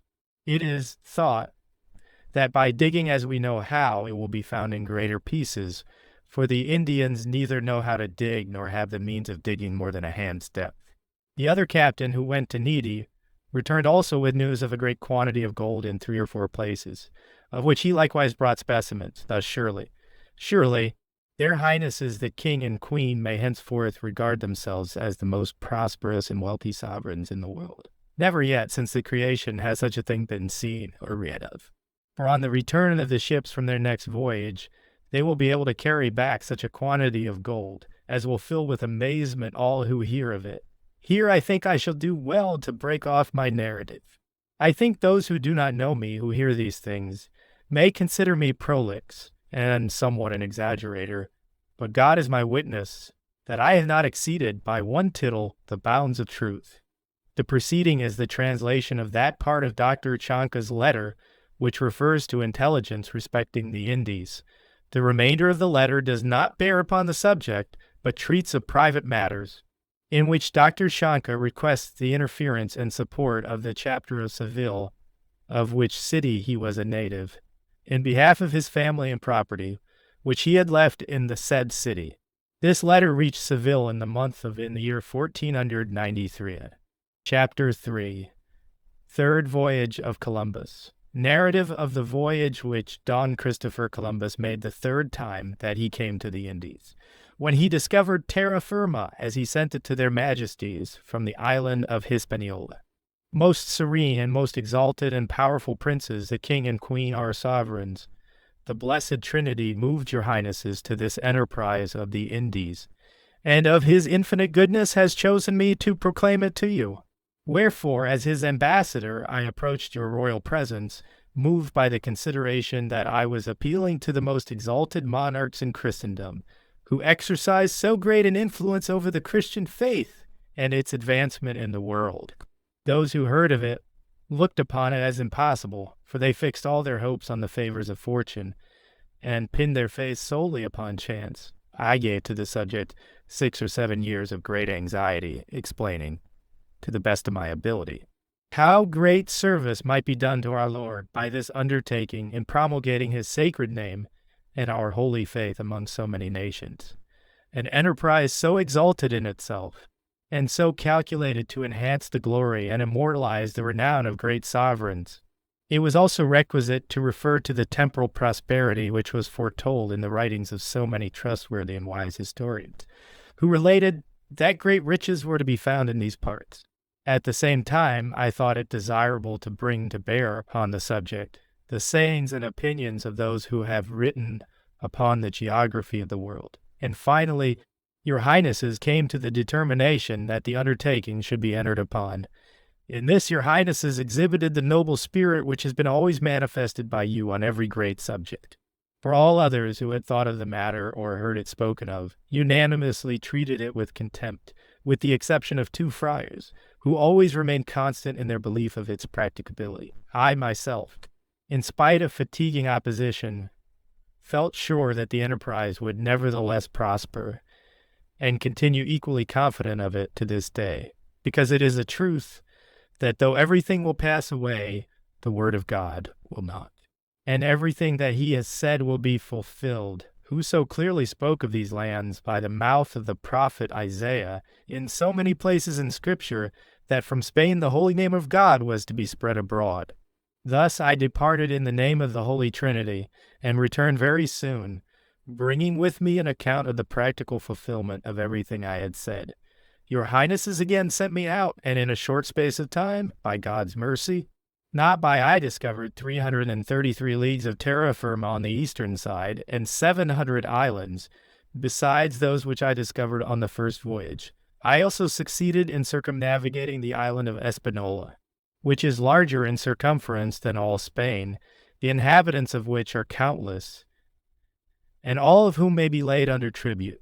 It was then that complaints arose, disparaging the enterprise that I had undertaken, because, forsooth, I had not immediately sent the ships home laden with gold, no allowance being made for the shortness of the time, and all the other impediments of which I have already spoken.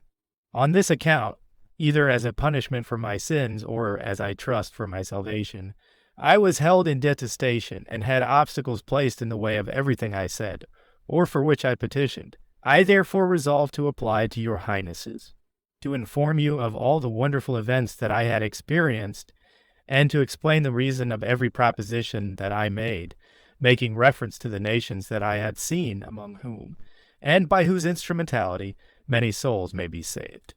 I related how the natives of Espanola had been laid under tribute to your Highnesses, and regarded you as their sovereigns. And I laid before your Highnesses abundant samples of gold and copper, proving the existence of extensive mines of those metals. I also laid before your Highnesses many sorts of spices, too numerous to detail, and I spoke of the great quantity of Brazil wood and numberless other articles found in those lands. All this was of no avail with some persons, who began, with determined hatred, to speak ill of the enterprise, not taking into account the service done to our Lord in the salvation of so many souls, nor the enhancement of your Highness's greatness to a higher pitch than any earthly prince has yet enjoyed, nor considering that from the exercise of your Highness's goodness, and the expense incurred, both spiritual and temporal advantage was to be expected, and that Spain must in the process of time derive from thence, beyond all doubt, an unspeakable increase of wealth. This might be manifestly seen by the proofs given in the written descriptions of the voyages already made, showing that the fulfillment of every other hope may be reasonably expected. Nor were they affected by the consideration of what great princes throughout the world have done to increase their fame. As, for example, Solomon, who sent from Jerusalem to the uttermost parts of the east to see Mount Seppora, in which expedition his ships were detained 3 years, and which mountain your Highnesses now possess in the island of Espanola, nor, as in the case of Alexander, who sent to observe the mode of government in the island of Taprobana in India, and Caesar Nero to explore the sources of the Nile and to learn the causes of its increase in the summer when water is needed, and many other mighty deeds that princes have done and which it is allotted to princes to achieve. Nor was it of any avail that no prince of Spain, as far as I have read, has ever hitherto gained possession of land out of Spain, and that the world of which I speak is different from that of which the Romans and Alexander.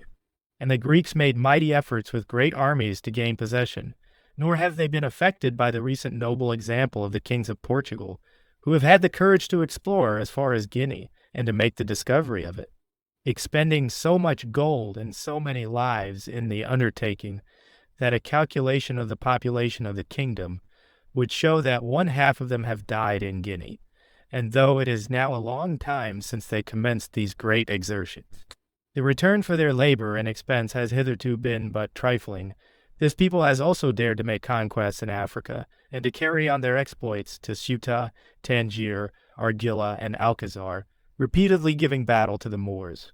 And all this at great expense, simply because it was an exploit worthy of a prince, undertaken for the service of God and to advance the enlargement of his kingdom. The more I said on the subject, the more twofold was reproach cast upon it, even to the expression of abhorrence, no consideration being given to the honor and fame that accrued to your highnesses throughout all Christendom from your highnesses, having undertaken this enterprise. So that there was neither great nor small who did not desire to hear tidings of it. Your highnesses replied to me encouragingly, and desired that I should pay no regard to those who spoke ill of the undertaking, inasmuch as they had received no authority or countenance whatever from your highnesses. I started from San Lucar, in the name of the most holy Trinity, on Wednesday, the 30th of May, much fatigued with my voyage, for I had hoped, when I left the Indies, to find repose in Spain. Whereas, on the contrary, I experienced nothing but opposition and vexation. I sailed to the island of Madeira by a circuitous route in order to avoid any encounter with an armed fleet from France, which was on the lookout for me off Cape St. Vincent. Thence I went to the Canaries, from which islands I sailed with but one ship and 2 caravels, having dispatched the other ships to Espanola by the direct road to the Indies, while I myself moved southward with the view of reaching the equinoctial line, and of then proceeding westward so as to leave the island of Espanola to the north.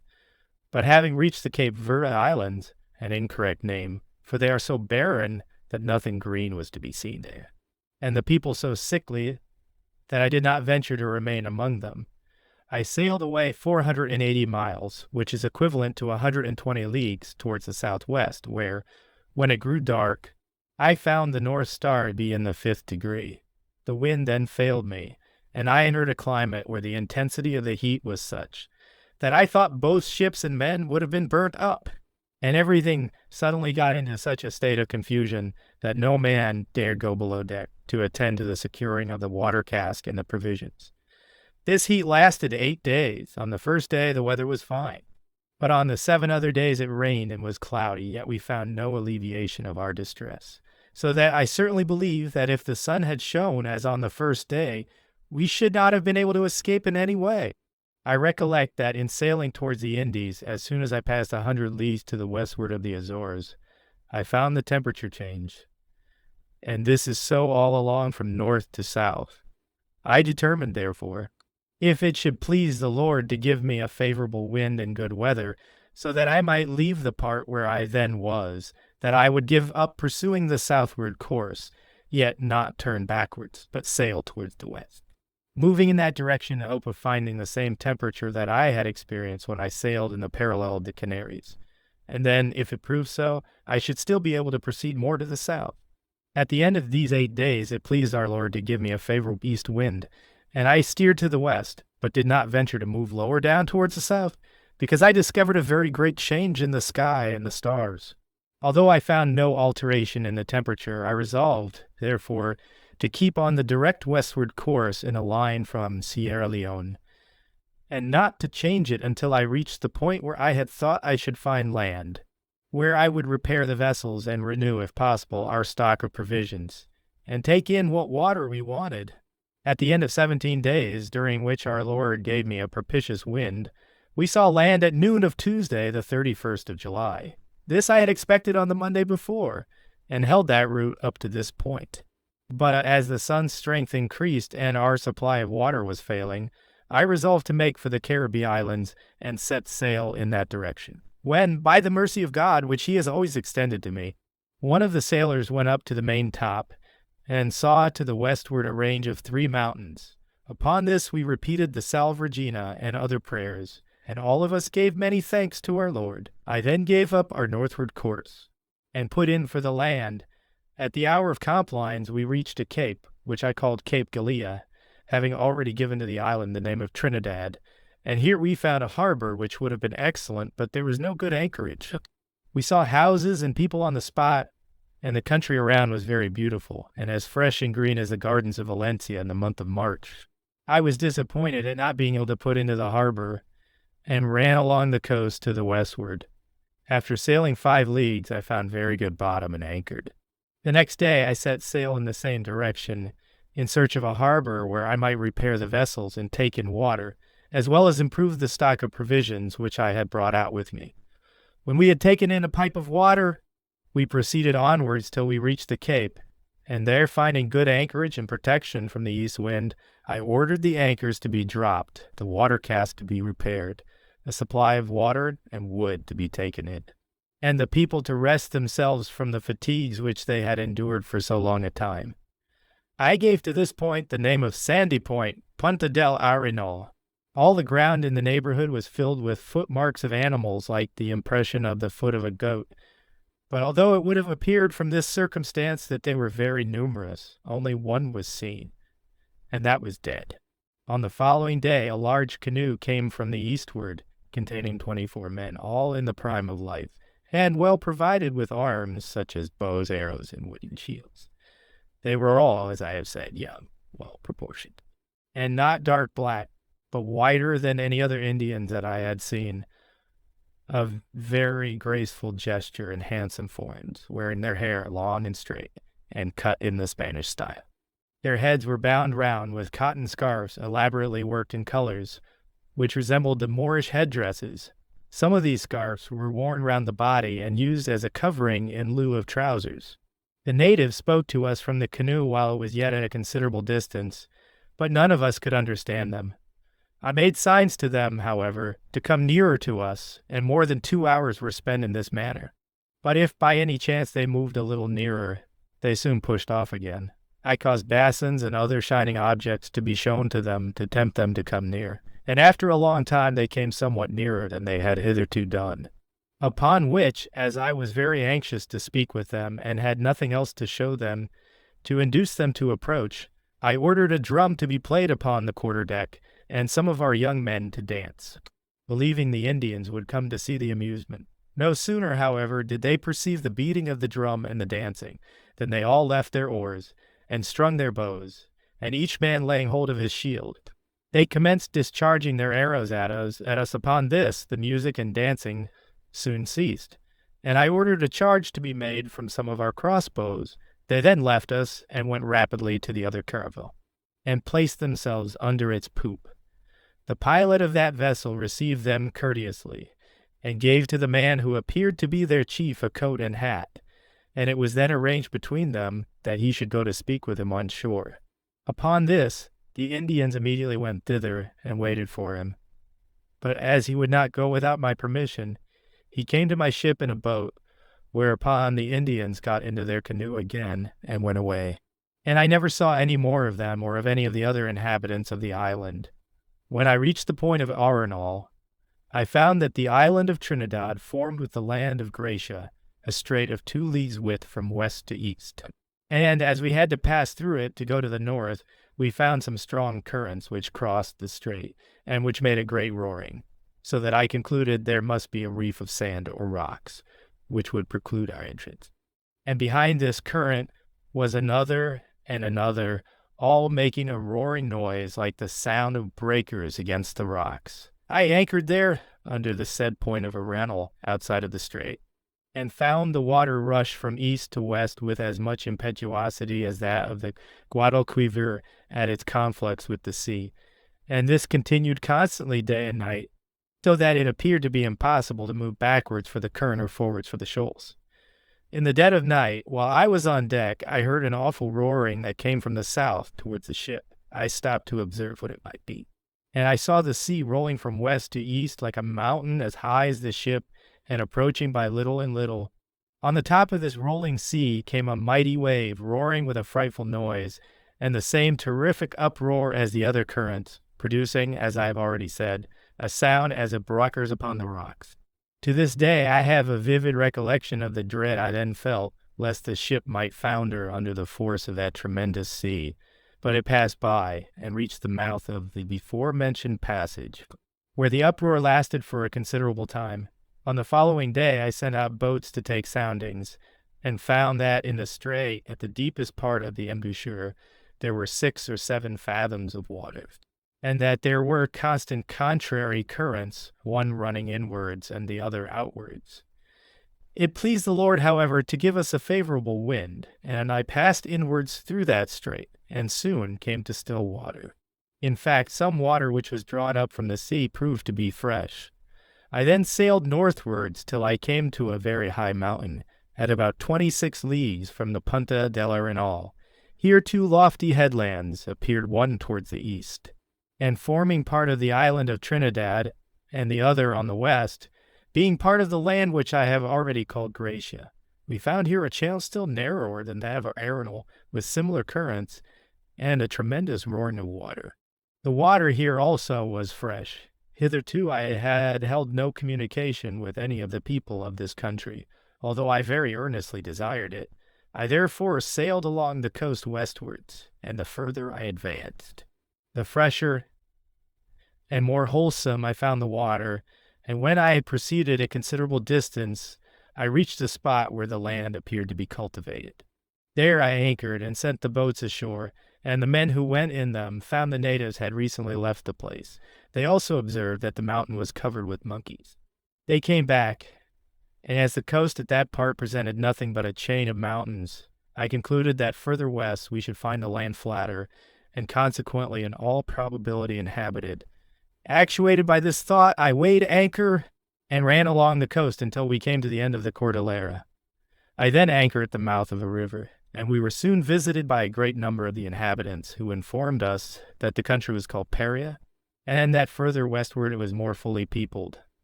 I took 4 of these natives and proceeded on my westward voyage, and when I had gone 8 leagues further, I found on the other side of a point which I called Punta de la Aguja, Needle Point, one of the most lovely countries in the world, and very thickly peopled.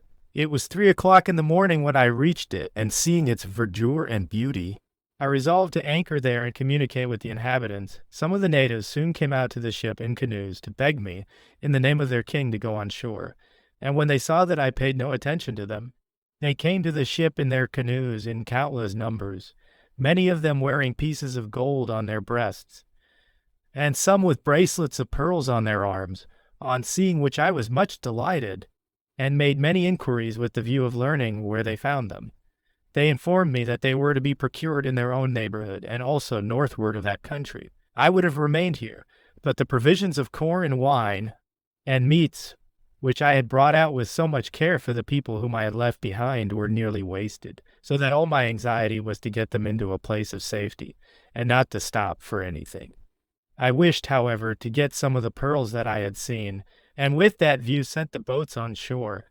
The natives are very numerous, and all handsome in person, and of the same color as the Indians we had already seen. They are moreover very affable, and received our men who went on shore most courteously, seeming very well disposed towards us. These men relate that when the boats reached the shore, 2 of the chiefs, whom they took to be father and son, came forward in advance of the mass of the people, and conducted them to a very large house with facades, and not round and tent-shaped as the other houses were. In this house were many seats, on which they made our men sit down, they themselves sitting with them. They then caused bread to be brought, with many kinds of fruits and various sorts of wine, both white and red, not made of grapes, but apparently produced from different fruits. The most reasonable inference is that they use maize, which is a plant that bears an ear like that of wheat, some of which I took with me to Spain, where it now grows abundantly. The best of this they seem to regard as most excellent, and set a great value upon it. The men remained together at one end of the house, and the women at the other. Great vexation was felt by both parties that they could not understand each other, for they were mutually anxious to make inquiries respecting each other's country. After our men had been entertained at the house of the elder Indian, the younger took them to his house, and gave them an equally cordial reception. After which they returned to their boats and came on board. I weighed anchor forthwith, for I was hastened by my anxiety to save the provisions which were becoming spoiled, and which I had procured and preserved with so much care and trouble, as well as to attend to my own health, which had been affected by long watching. And although on my former voyage, when I went out to discover terra firma, I passed 33 days without natural rest, and was all that time without seeing it, Yet never were my eyes so much affected with bleeding, or so painful as at this period. These people, as I have already said, are very graceful in form, tall and lithe in their movements, and wear their hair very long and smooth. They also bind their heads with handsome worked handkerchiefs, which from a distance look like silk or gauze. Others use the same material in a longer form, wound round them, so as to cover them like trousers. And this is done by both the men and the women. These people are of a whiter skin than any I have seen in the Indies. It is the fashion among all classes to wear something at the breast and on the arms, and many wear pieces of gold hanging low on the bosom. Their canoes are larger, lighter, and of better build than those of the islands which I have hitherto seen, and in the middle of each they have a cabin or room which I found was occupied by the chiefs and their wives. I called this place Jardines. That is the gardens, for it corresponded to that appellation. I made many inquiries as to where they found the gold, in reply to which all of them directed me to an elevated tract of land at no great distance, on the confines of their country lying to the westward. But they all advised me not to go there for fear of being eaten, and at the time I imagined that by their description they wished to imply that they were cannibals who dwelt there. But I have since thought it possible that they meant merely to express that the country was filled with beasts of prey.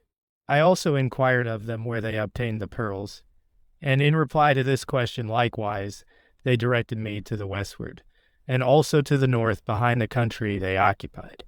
I did not put this information to the test on account of the provisions and the weakness of my eyes, and because the large ship that I had with me was not calculated for such an undertaking.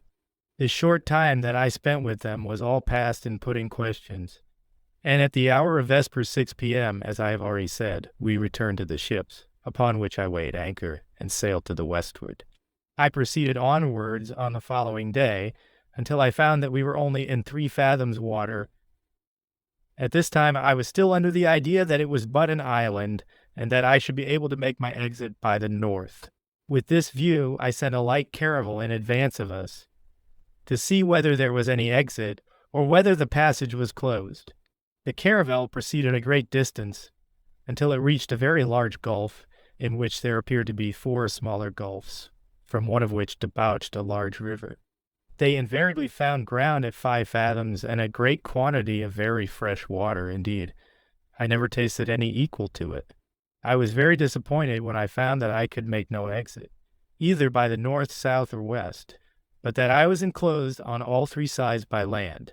I therefore weighed anchor and sailed in a backward direction, with the hope of finding a passage to the north by the strait which I have already described. But I could not return along the inhabited part where I had already been, on account of the currents which drove me entirely out of my course. But constantly at every headland I found the water sweet and clear, and we were carried eastwards very powerfully towards the 2 straits already mentioned. I then conjectured that the currents and the overwhelming mountains of water which rushed into these straits with such an awful roaring arose from the contest between the fresh water and the sea. The fresh water struggled with the salt to oppose its entrance, and the salt contended against the fresh in its efforts to gain a passage outwards. I also formed the conjecture that at one time there was a continuous neck of land from the island of Trinidad to the land of Gracia, where the 2 straits now are, as your highnesses will see, by the drawing which accompanies this letter. I passed out by this northern strait, and found the fresh water come even there, and when by the force of the wind I was enabled to effect a passage, I remarked, while on one of the watery billows which I have described, that the water on the inner side of the current was fresh, and on the outside salt. When I sailed from Spain to the Indies I found that as soon as I had passed 100 leagues westward of the Azores, there was a very great change in the sky, and the stars, in the temperature of the air, and in the water of the sea. And I have been very diligent in observing these things. I remarked that from north to south, in traversing these 100 leagues from the said islands, the needle of the compass, which hitherto had turned towards the northeast, turned a full quarter of the line to the northwest, and this took place from the time when we reached that line.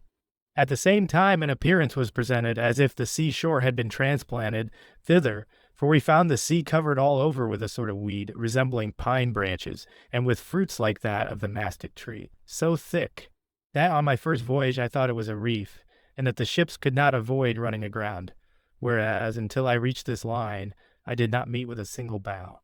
I also observed that at this point the sea was very smooth, and that though the wind was rough, the ships never rolled.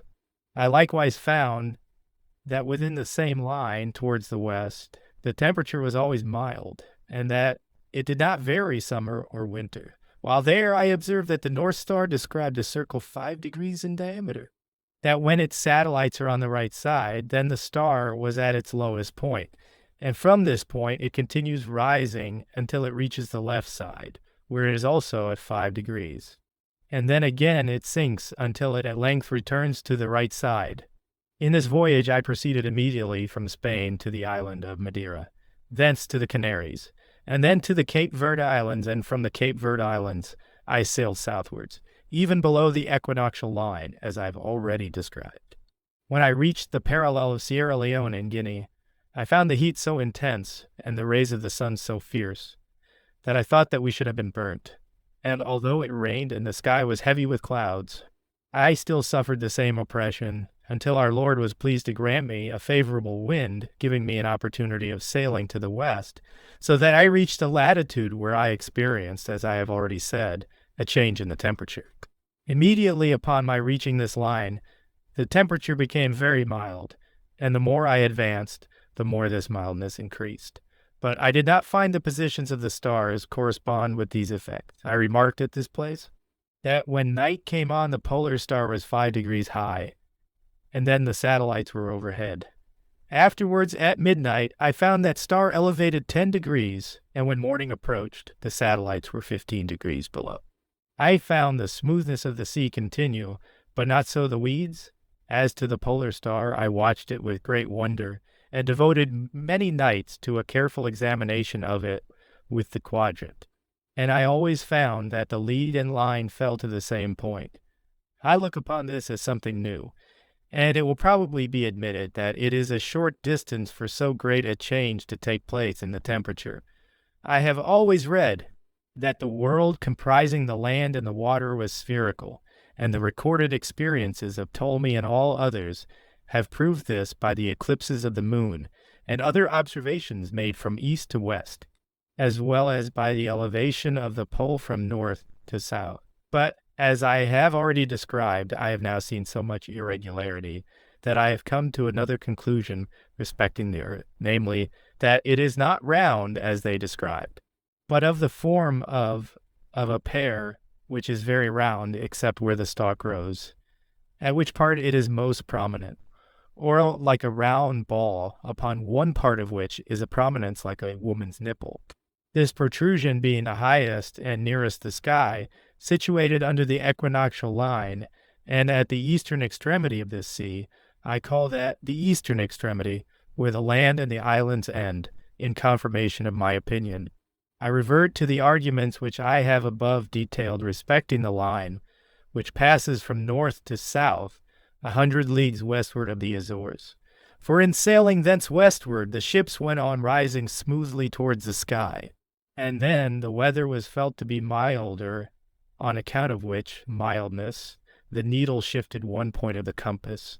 The further we went, the more the needle moved to the northwest, this elevation producing the variation of the circle, which the North Star described with its satellites, and the nearer I approached the equinoctial line, the more they rose, and the greater was the difference in these stars and in their circles. Ptolemy and the other philosophers, who have written upon the globe, thought that it was spherical, believing that this hemisphere was round as well as that in which they themselves dwelt, the center of which was in the island of Aran, which is under the equinoctial line between the Arabian Gulf and the Gulf of Persia, and the circle passes over Cape St. Vincent in Portugal westward and eastward by Cangra and the Sierras, in which hemisphere I make no difficulty as to its being a perfect sphere as they describe. But this western half of the world, I maintain, is like the half of a very round pear, having a raised projection for the stalk, as I have already described, or like a woman's nipple on a round ball. Ptolemy and the others who have written upon the globe had no information respecting this part of the world, which was then unexplored. They only established their arguments with respect to their own hemisphere, which, as I have already said, is half of a perfect sphere.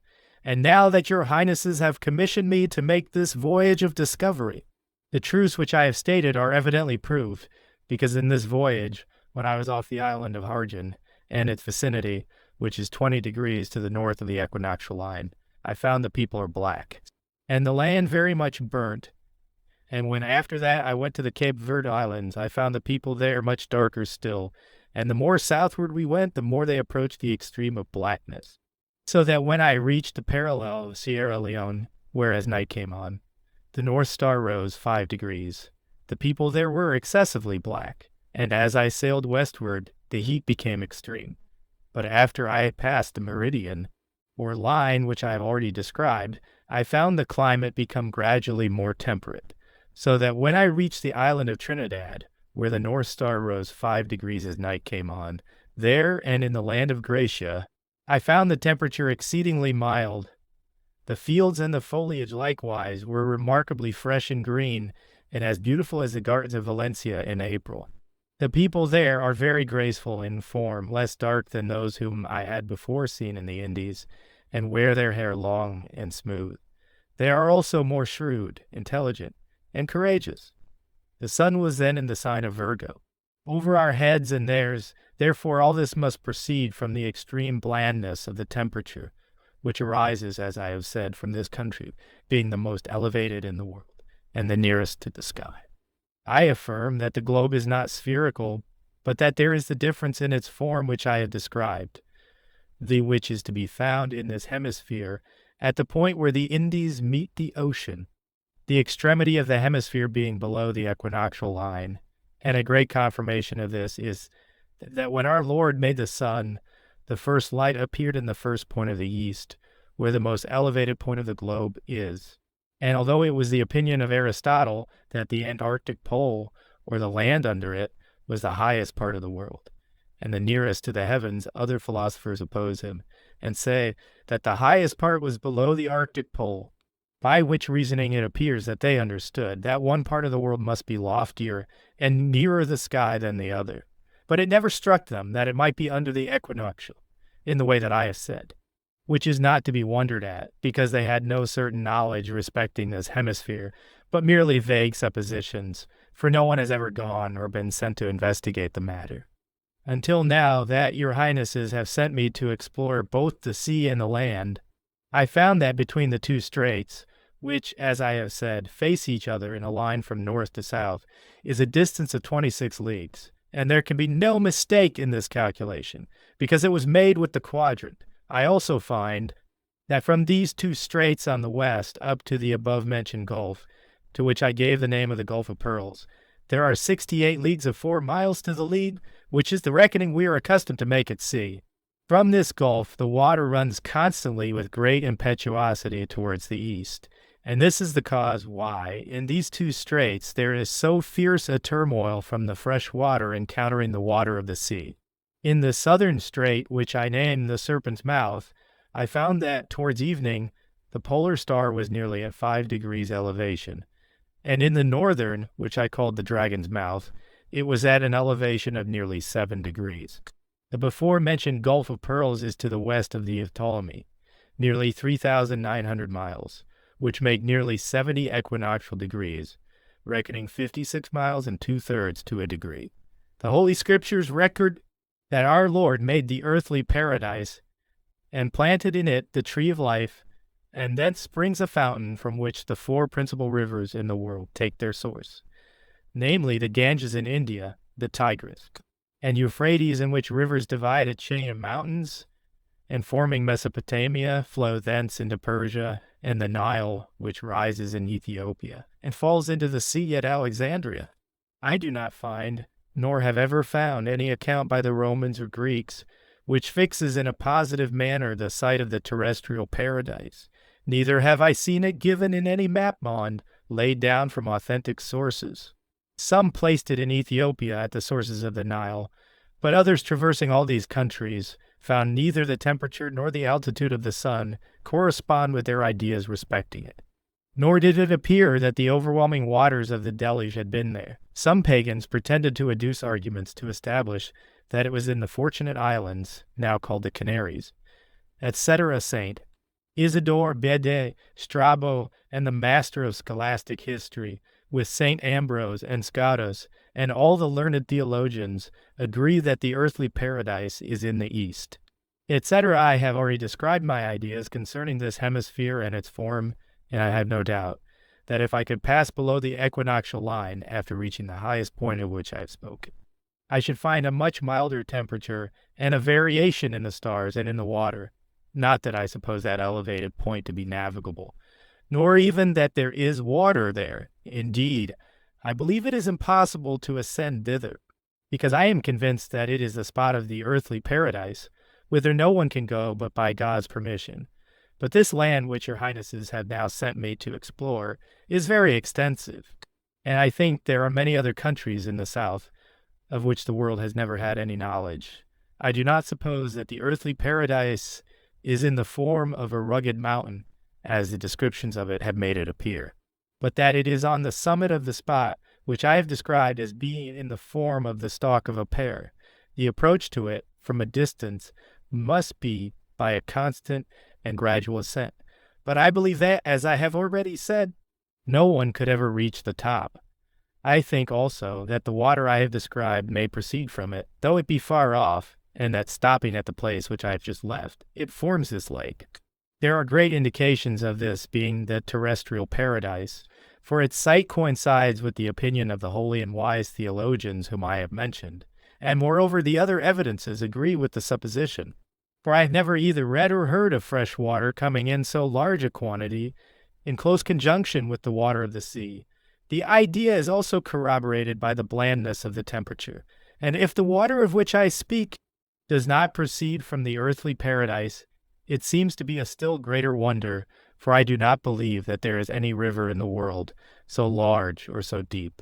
When I left the Dragon's Mouth, which is the northernmost of the two straits, which I have described, and which I so named on the day of Our Lady of August, I found that the sea ran so strongly to the westward that between the hour of Mass, when I weighed anchor, and the hour of Complines, I made 65 leagues of 4 miles each.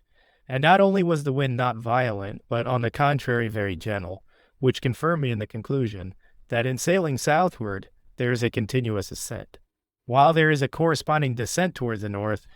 I hold it for certain that the waters of the sea move from east to west with the sky, and that in passing this tract they hold a more rapid course, and have thus eaten away large tracts of land, and hence has resulted this great number of islands. Indeed, these islands themselves afford an additional proof of it, for on the one hand all those which lie west and east, or a little more obliquely northwest and southeast, are broad, while those which lie north and south, or northeast and southwest, that is, in a directly contrary direction to the said winds, are narrow. Furthermore, that these islands should possess the most costly productions is to be accounted for by the mild temperature which comes to them from heaven, since these are the most elevated parts of the world. It is true that in some parts the waters do not appear to take this course, but this only occurs in certain spots, where they are obstructed by land, and hence they appear to take different directions. Pliny writes that the sea and land together form a sphere, but that the ocean forms the greatest mass, and lies uppermost, while the earth is below and supports the ocean, and that the two afford a mutual support to each other, as the kernel of a nut is confined by its shell. The master of scholastic history, in commenting upon Genesis, says that the waters are not very extensive, and that although when they were first created, they covered the earth, they were yet vaporous like a cloud, and that afterwards they became condensed and occupied but small space. And in this notion Nicholas de Lyra agrees. Aristotle says that the world is small, and the water very limited in extent, and that it is easy to pass from Spain to the Indies, and this is confirmed by Avan Ruiz, and by the Cardinal Pedro de Aliaco, who in supporting this opinion shows that it agrees with that of Seneca, and says that Aristotle had been enabled to gain information respecting the world by means of Alexander the Great, and Seneca by means of the Emperor Nero and Pliny through the Romans. all of them having expended large sums of money, and employed a vast number of people in diligent inquiry concerning the secrets of the world, and in spreading abroad the knowledge thus obtained.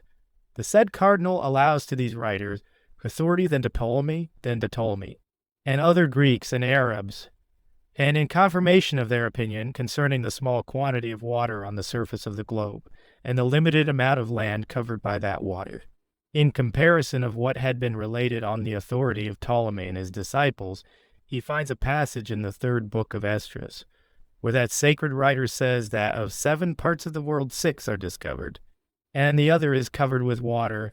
The authority of the 3rd and 4th books of Esdras is also confirmed by holy persons, such as St. Augustine and St.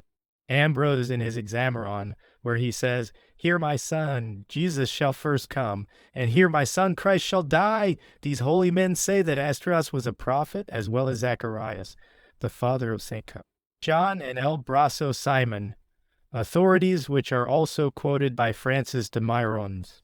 With respect to the dryness of the land, experience has shown that it is greater than is commonly believed. And this is no wonder, for the further one goes, the more one learns. I now return to my subject of the land of Gracia, and of the river and lake found there, which latter might more properly be called a sea. For a lake is but a small expanse of water, which, when it becomes great, deserves the name of a sea, just as we speak of the Sea of Galilee and the Dead Sea. And I think that if the river mentioned does not proceed from the terrestrial paradise, it comes from an immense tract of land situated in the south, of which no knowledge has been hitherto obtained. But the more I reason on the subject, the more satisfied I become that the terrestrial paradise is situated in the spot I have described, and I ground my opinion upon the arguments and authorities already quoted. May it please the Lord to grant your highnesses a long life, and health and peace to follow out so noble an investigation, in which I think our Lord will receive great service, Spain considerable increase of its greatness, and all Christians much consolation and pleasure, because by this means the name of our Lord will be published abroad. In all the countries visited by your highnesses' ships, I have caused a high cross to be fixed upon every headland, and have proclaimed to every nation that I have discovered the lofty estate of your highnesses, and of your court in Spain. I also tell them all I can respecting our holy faith, and of the belief in the Holy Mother Church, which has its members in all the world. And I speak to them also of the courtesy and nobleness of all Christians, and of the faith they have in the Holy Trinity. May it please the Lord to forgive those who have calumniated and still calumniate this excellent enterprise, and have opposed its advancement, without considering how much glory and greatness will accrue from it to your highnesses throughout all the world. They cannot state anything in disparagement of it, except its expense, and that I have not immediately sent back the ships loaded with gold. They speak this without considering the shortness of the time, and how many difficulties there are to contend with, and that every year there are individuals who singly earn by their deserts, out of your Majesty's own household, more revenue than would cover the whole of this expense. Nor do they take into consideration that the princes of Spain have never gained possession of any land out of their own country, until now that your highnesses have become the masters of another world, where our holy faith may become so much increased, and whence such stores of wealth may be derived. For although we have not sent home ships laden with gold, we have nevertheless sent satisfactory samples, both of gold and of other valuable commodities, by which it may be judged that in a short time large profit may be derived. Neither do they take into consideration the noble spirit of the princes of Portugal, who so long ago carried into execution the exploration of Guinea and still follow it up along the coast of Africa, in which 1/2 of the population of the country has been employed, and yet the king is more determined on the enterprise than ever. The Lord grant all that I have said, and lead them to think deeply upon what I have written, which is not the 1,000th part of what might be written of the deeds of princes who have set their minds upon gaining knowledge, and upon obtaining territory and keeping it. I say all this not because I doubt the inclination of your highnesses to pursue the enterprise while you live, for I rely confidently on the answers your highnesses once gave me by word of mouth. nor because I have seen any change in your highnesses, but from the fear of what I have heard from those of whom I have been speaking. For I know that water dropping on a stone will at length make a hole. Your highnesses responded to me with that nobleness of feeling which all the world knows you to possess, and told me to pay no attention to these calumniations, for that your intention was to follow up and support the undertaking. Even if nothing were gained by it but stones and sand, your highnesses also desired me to be in no way anxious about the expense, for that much greater cost had been incurred on much more trifling matters, and that you considered all the past and future expense as well laid out, for that your highnesses believed that our holy faith would be increased and your royal dignity enhanced, and that they were no friends of the royal estate who spoke ill of the enterprise.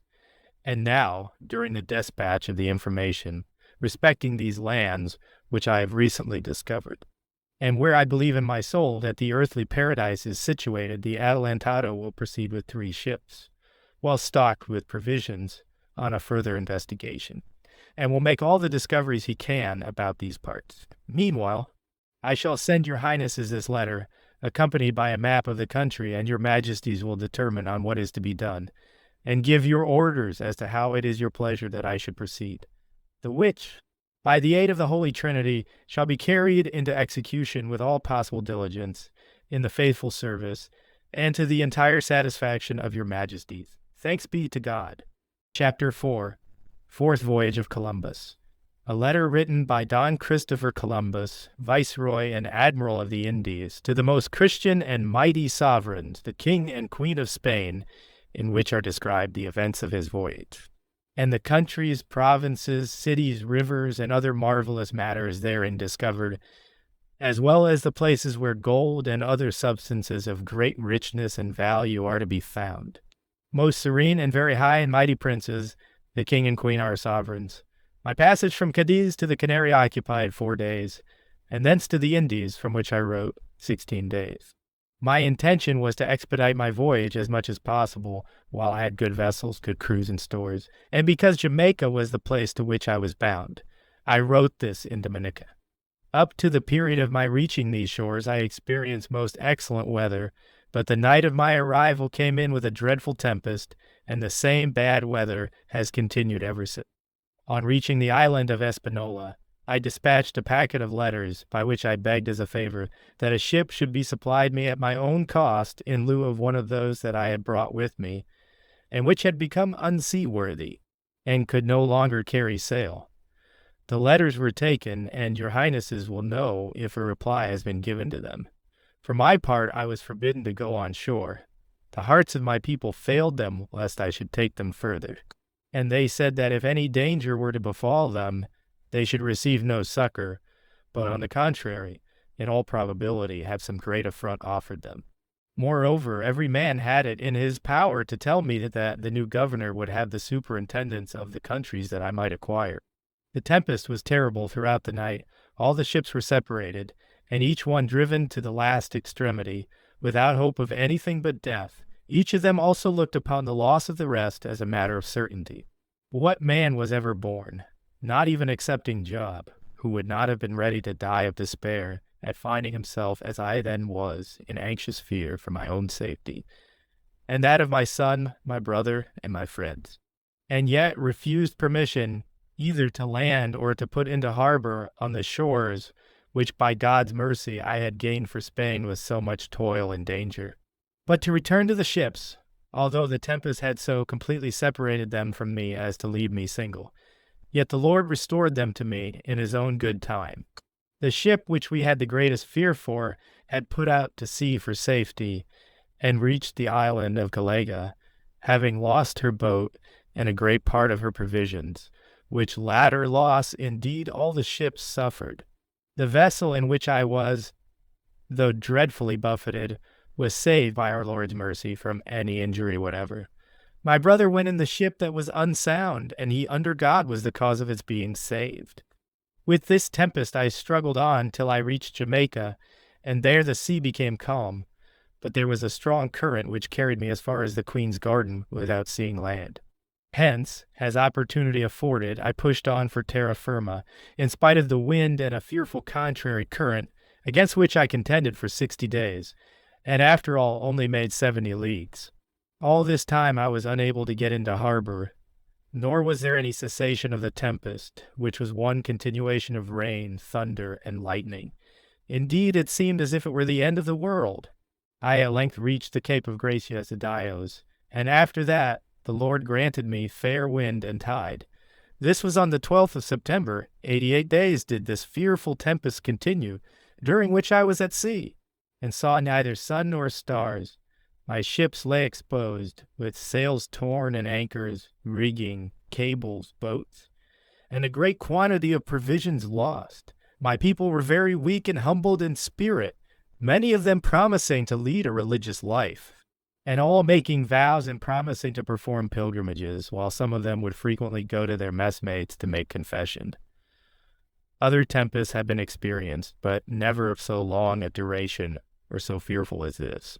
Many whom we looked upon as brave men several occasions showed considerable trepidation, but the distress of my son who was with me grieved me to the soul, and the more when I considered his tender age, for he was but 13 years old, and he enduring so much toil for so long a time. Our Lord, however, gave him strength even to enable him to encourage the rest, and he worked as if he had been 80 years at sea, and all this was a consolation to me. I myself had fallen sick, and was many times at the point of death, but from a little cabin that I had caused to be constructed on deck, I directed our course. My brother was in the ship that was in the worst condition and the most exposed to danger, and my grief on this account was the greater that I brought him with me against his will.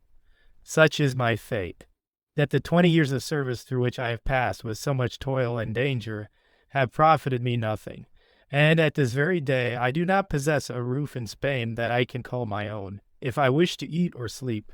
I have nowhere to go but to the inn or tavern, and most times lack wherewith to pay the bill. Another anxiety wrung my very heartstrings, which was the thought of my son Diego, whom I had left an orphan in Spain, and stripped of the honor and property which were due to him on my account, although I had looked upon it as a certainty that your majesties, as just and grateful princes, would restore it to him in all respects with increase.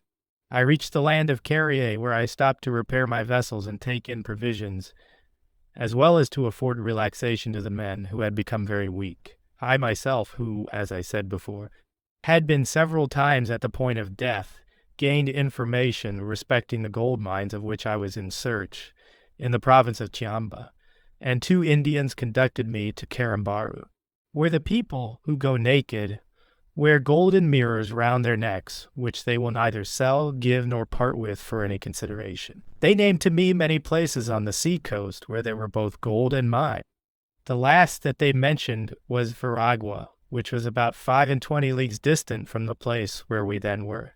I started with the intention of visiting all of them, but when I had reached the middle of my journey, I learned that there were other mines at so short a distance that they might be reached in 2 days.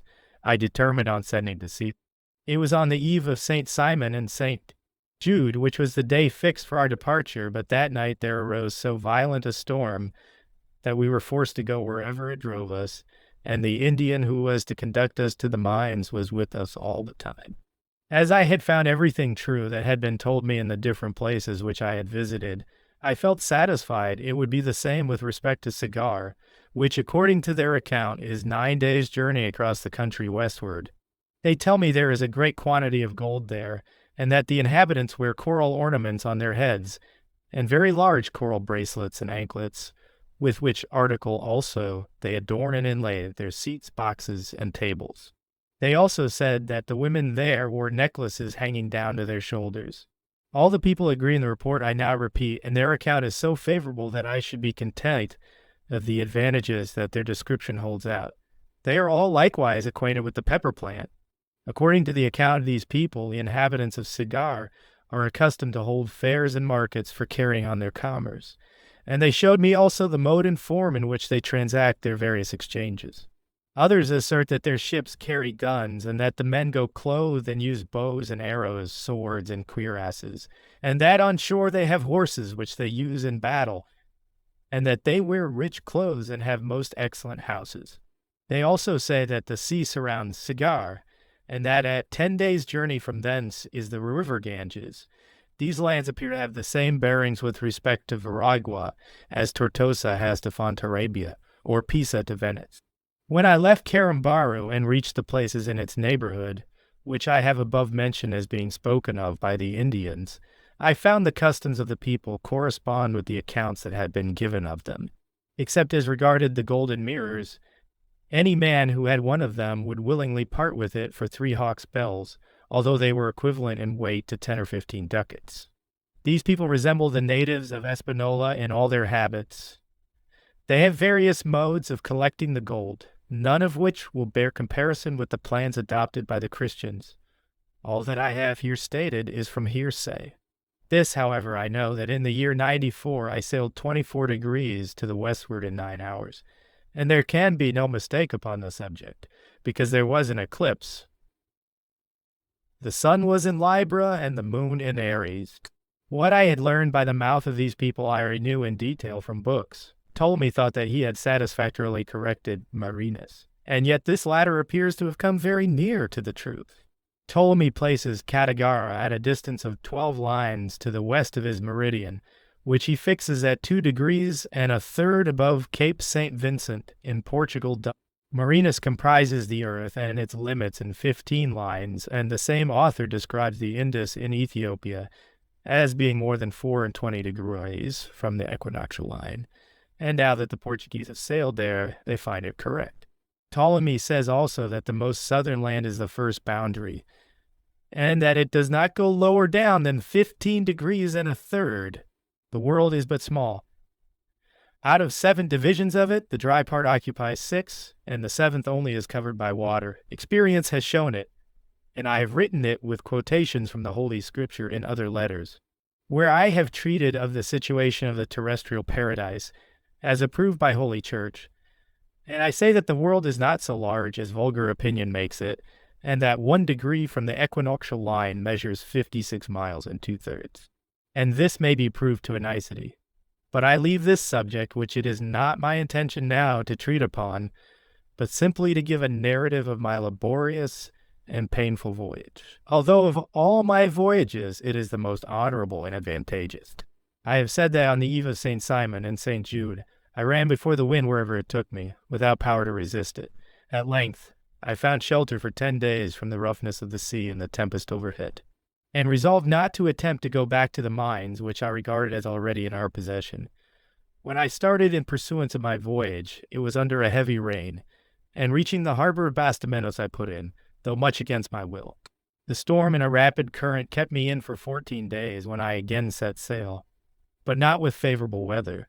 After I had made 15 leagues with great exertions, the wind and the current drove me back again with great fury. But in again making for the port which I had quitted, I found on the way another port, which I named Retrete, where I put in for shelter with as much risk as regret, the ships being in sad condition and my crews and myself exceedingly fatigued. I remained there 15 days, kept in by stress of weather, and when I fancied my troubles were at an end, I found them only begun. It was then that I changed my resolution with respect to proceeding to the mines, and proposed doing something in the interim, until the weather should prove more favorable for my voyage. I had already made 4 leagues when the storm recommenced, and wearied me to such a degree that I absolutely knew not what to do. My wound reopened, and for 9 days my life was despaired of. Never was the sea seen so high, so terrific, and so covered with foam. Not only did the wind oppose our proceeding onward, but it also rendered it highly dangerous to run in for any headland, and kept me in that sea which seemed to me as a sea of blood, seething like a cauldron on a mighty fire. Never did the sky look more fearful. During 1 day and 1 night it burned like a furnace, and emitted flashes in such fashion that each time I looked to see if my masts and my sails were not destroyed. These flashes came with such alarming fury that we all thought the ship must have been consumed. All this time the waters from heaven never ceased, not to say that it rained, for it was like a repetition of the deluge. The men were at this time so crushed in spirit that they longed for death as a deliverance from so many martyrdoms. Twice already had the ships suffered loss in boats, anchors, and rigging, and were now lying bare without sails. When it pleased our Lord, I returned to Porto Gordo, where I recruited my condition as well as I could. I then once more attempted the voyage towards Veragua, although I was by no means in a fit state to undertake it. The wind and currents were still contrary. I arrived at nearly the same spot as before, and there again the wind and currents still opposed my progress. Once more I was compelled to put into harbor.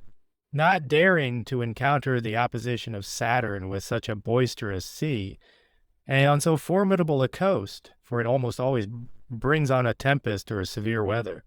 This was on Christmas Day about the hour of Mass. Thus, after all these fatigues, I had once more to return to the spot from whence I started, and when the new year had set in, I returned again to my task.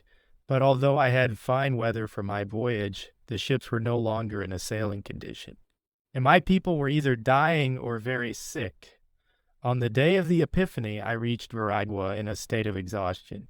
There, by our Lord's goodness, I found a river and a safe harbor, although at the entrance there were only 10 spans of wire. I succeeded in making an entry, but with great difficulty, and on the following day the storm recommenced, and had I been still on the outside at that time, I should have been unable to enter on account of the bar. It rained without ceasing till the 14th of February, so that I could find no opportunity of penetrating into the interior, nor of recruiting my condition, in any respect whatever. And on the 24th of January, when I considered myself in perfect safety, the river suddenly rose with great violence to a considerable height, breaking my cables and the supports to which they were fastened, and nearly carrying away my ships altogether, which certainly appeared to me to be in greater danger than ever. Our Lord, however, brought a remedy as he has always done. I do not know if anyone else ever suffered greater trials. On the 6th of February, while it was still raining, I sent 70 men on shore to go into the interior, and at 5 leagues distance they found several mines. The Indians who went with them conducted them to a very lofty mountain, and thence showing them the country all round, as far as the eye could reach, told them there was gold in every part, and that towards the west the mines extended 20 days' journey. They also recounted the names of the towns and villages where there was more or less of it. I afterwards learned that the cacique Quibian, who had lent these Indians, had ordered them to show the distant mines, and which belonged to an enemy of his. But that in his own territory one man might, if he would, collect in 10 days as much as a child could carry. I bring with me some Indians, his servants, who can bear witness to this fact. The boats went up to the spot where the dwellings of these people are situated, and after 4 hours my brother returned with the guides, all of them bringing back gold which they had collected at that place. The gold must therefore be abundant and of good quality, for none of these men had ever seen mines before. Very many of them had never seen pure gold, and most of them were seamen and lads. Having building materials in abundance, I established a settlement and made many presents to Quibian, which is the name they gave to the lord of the country. I plainly saw that harmony would not last long, for the natives are of a very rough disposition, and the Spaniards very encroaching, and, moreover, I had taken possession of land belonging to Quibian. When he saw what we did and found the traffic increasing, he resolved upon burning the houses and putting us all to death. But his project did not succeed, for we took him prisoner, together with his wives, his children, and his servants.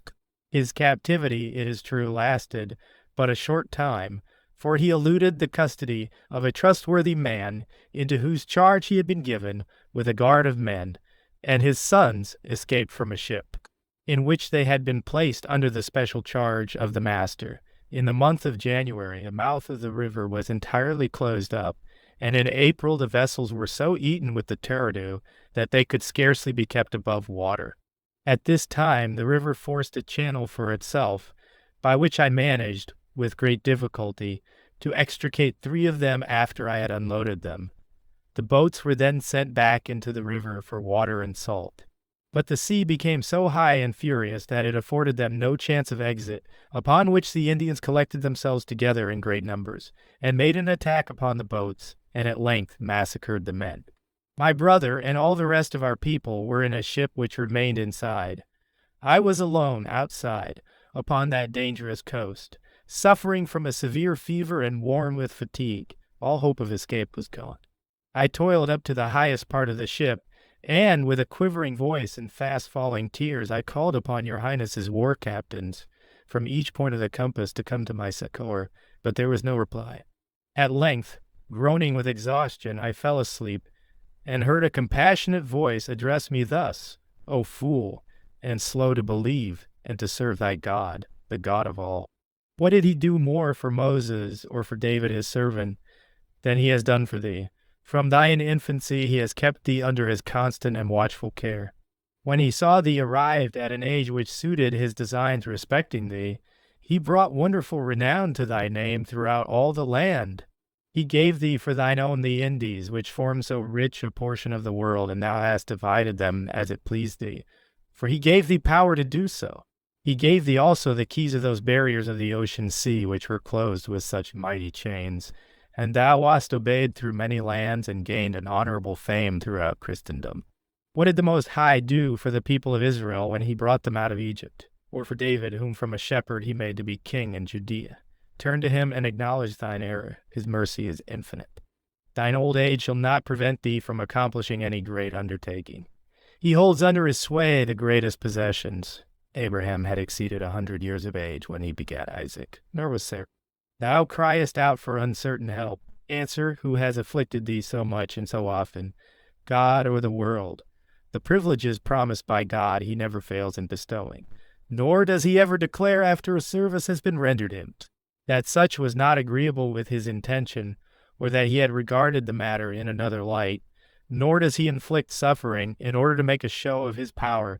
His acts answer to his words, and he performs all his promises with interest. Is this the usual course? Thus I have told you what the Creator has done for thee, and what he does for all men. Even now he partially shows thee the reward of so many toils and dangers incurred by thee in the service of others. I heard all this, as it were, in a trance, but I had no answer to give in definite words, and could but weep for my error. He who spoke to me, whoever he was, concluded by saying, Fear not, but trust. All these tribulations are recorded on marble, and not without cause. I arose as soon as I could, and at the end of 9 days, there came fine weather, but not sufficiently so to allow of drawing the vessels out of the river.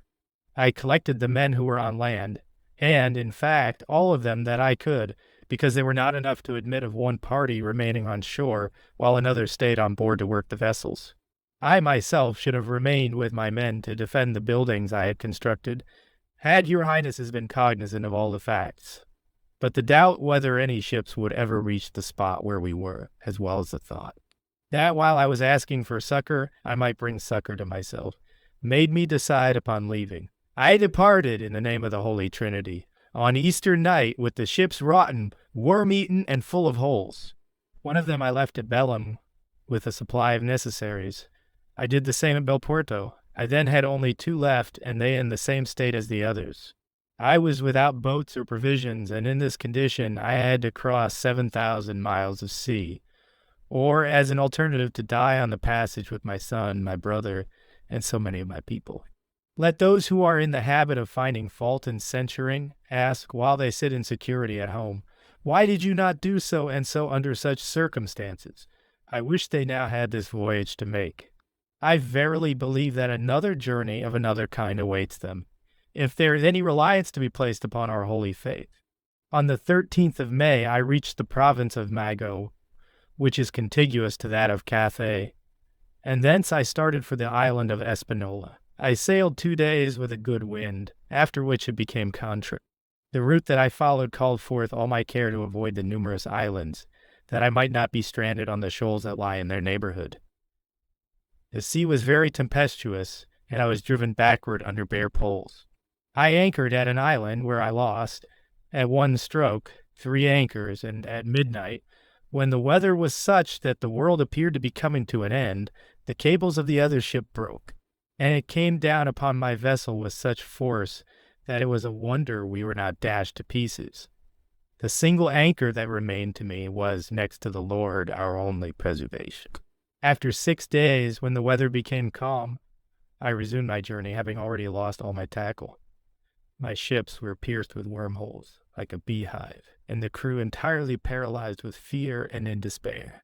I reached the island a little beyond the point at which I first arrived at it, and there I stayed to recover myself from the effects of the storm, but I afterwards put into a much safer port in the same island. After 8 days, I put to sea again and reached Jamaica by the end of June, but always beating against contrary winds and with the ships in the worst possible condition. With 3 pumps and the use of pots and kettles, we could scarcely with all hands clear the water that came into the ship, there being no remedy but this for the mischief done by the shipworm. I steered in such a manner as to come as near as possible to Espanola, from which we were 28 leagues distant, but I afterwards wished I had not done so, for the other ship, which was half under water, was obliged to run in for a port. I determined on keeping the sea in spite of the weather, and my vessel was on the very point of sinking when our Lord miraculously brought us upon land. Who will believe what I now write? I assert that in this letter I have not related 1/100th part of the wonderful events that occurred in this voyage. Those who were with the admiral can bear witness to it. If your highnesses would be graciously pleased to send to my help a ship of above 64 tons, with 200 quintals of biscuits and other provisions, there would then be sufficient to carry me and my crew from Espanola to Spain. I have already said that there are not 28 leagues between Jamaica and Espanola, and I should not have gone there even if the ships had been in a fit condition for so doing, because your highnesses ordered me not to land there. God knows if this command has proved of any service. I send this letter by means of and by the hands of Indians. It will be a miracle if it reaches its destination. This is the account I have to give of my voyage. The men who accompanied me were 150 in number, among whom were many calculated for pilots and good sailors. But none of them can explain whither I went nor whence I came. The reason is very simple. I started from a point above the port of Brazil, and while I was in Espanola, the storm prevented me from following my intended route, for I was obliged to go wherever the wind drove me. At the same time, I fell very sick, and there was no one who had navigated in these parts before. However, after some days, the wind and sea became tranquil, and the storm was succeeded by a calm, but accompanied with rapid currents. I put into harbor at an island called Isla de las Bocas, and then steered for terra firma, but it is impossible to give a correct account of all our movements because I was carried away by the current so many days without seeing land. I ascertained, however, by the compass and by observation that I moved parallel with the coast of terra firma. No one could tell under what part of the heavens we were, nor at what period I bent my course for the island of Espanola. The pilots thought we had come to the island of St. John, whereas it was the land of mango, 400 leagues to the westward of where they said. Let them answer and say if they know where Veragua is situated. I assert that they can give no other account than that they went to lands where there was an abundance of gold, and this they can certify surely enough. But they do not know the way to return thither for such a purpose. They would be obliged to go on a voyage of discovery as much as if they had never been there before. There is a mode of reckoning derived from astronomy which is sure and safe, and a sufficient guide to anyone who understands it. This resembles a prophetic vision. The Indian vessels do not sail except with the wind abaft, but this is not because they are badly built or clumsy, but because the strong currents in those parts, together with the wind, render it impossible to sail with the bowline, for in one day they would lose as much way as they might have made in 7. For the same reason I could make no use of caravals, even though they are Portuguese lateens. This is the cause that they do not sail unless with a regular breeze, and they will sometimes stay in harbor waiting for this 7 or 8 months at a time. Nor is this anything wonderful, for the same very often occurs in Spain. The nation of which Pope Pius writes has now been found, judging at least by the situation and other evidences, excepting the horses with the saddles and poitrels and bridles of gold. But this is not to be wondered at, for the lands on the seacoast are only inhabited by fishermen, and moreover, I made no stay there, because I was in haste to proceed on my voyage. In Carrier and the neighboring country there are great enchanters of a very fearful character. They would have given the world to prevent my remaining there an hour. When I arrived, they sent me immediately 2 girls very showily dressed. The eldest could not be more than 11 years of age, and the other 7. And both exhibited so much immodesty that more could not be expected from public women. They carried concealed about them a magic powder. When they came, I gave them some articles to dress themselves out with, and directly sent them back to the shore. I saw here, built on a mountain, a sepulchre as large as a house, and elaborately sculptured, the body lay uncovered, and with the face downwards. They also spoke to me of other very excellent works of art. There are many species of animals, both small and large, and very different from those of our country. I had at the time 2 boars that an Irish dog would not dare face. An archer had wounded an animal like an ape, except that it was larger, and had a face like a man's. The arrow had pierced it from the neck to the tail, which made it so fierce that they were obliged to disable it by cutting off one of its arms and a leg. One of the boars grew wild on seeing this and fled, upon which I ordered the beguer, as the inhabitants called him, to be thrown to the boar, and though the animal was nearly dead and the arrow had passed quite through his body, yet he threw his tail round the snout of the boar, and then holding him firmly, seized him by the nape of the neck with his remaining hand, as if he were engaged with an enemy. This action was so novel and so extraordinary that I have thought it worth while to describe it here. There is a great variety of animals here, but they all die of the bara. I saw some very large fowls, the feathers of which resemble wool, lions, stags, fallow deer, and birds. When we were so harassed with our troubles at sea, some of our men imagined that we were under the influence of sorcery, and even to this day entertain the same notion. Some of the people whom I discovered were cannibals, as was evidenced by the brutality of their countenances. They say that there are great mines of copper in the country of which they make hatchets and other elaborate articles, both cast and soldered. They also make of it forges, with all the apparatus of the goldsmith and crucibles. The inhabitants go clothed, and in that province I saw some large sheets of cotton, very elaborately and cleverly worked, and others very delicately penciled in colors. They told me that more inland towards Cathay, they have them interwoven with gold. For want of an interpreter, we were able to learn but very little respecting these countries, or what they contained. Although the country is very thickly peopled, yet each nation has a very different language, indeed so much so that they can no more understand each other than we understand the Arabs. I think, however, that this applies to the barbarians on the seacoast and not to the people who live more inland. When I discovered the Indies, I said that they composed the richest lordship in the world. I spoke of gold and pearls and precious stones, of spices, and the traffic that might be carried on in them, and because all these things were not forthcoming, at once I was abused. This punishment causes me to refrain from relating anything but what the natives tell me. One thing I can venture upon stating, because there are so many witnesses of it, is that in this land of Veragua I saw more signs of gold in the 2 first days than I saw in Espanola during 4 years, and that there is not a more fertile or better cultivated country in all the world, nor one whose inhabitants are more timid. Added to which there is a good harbor, a beautiful river, and the whole place is capable of being easily put into a state of defense. All this tends to the security of the Christians and the permanency of their sovereignty, while it affords the hope of great increase and honor to the Christian religion.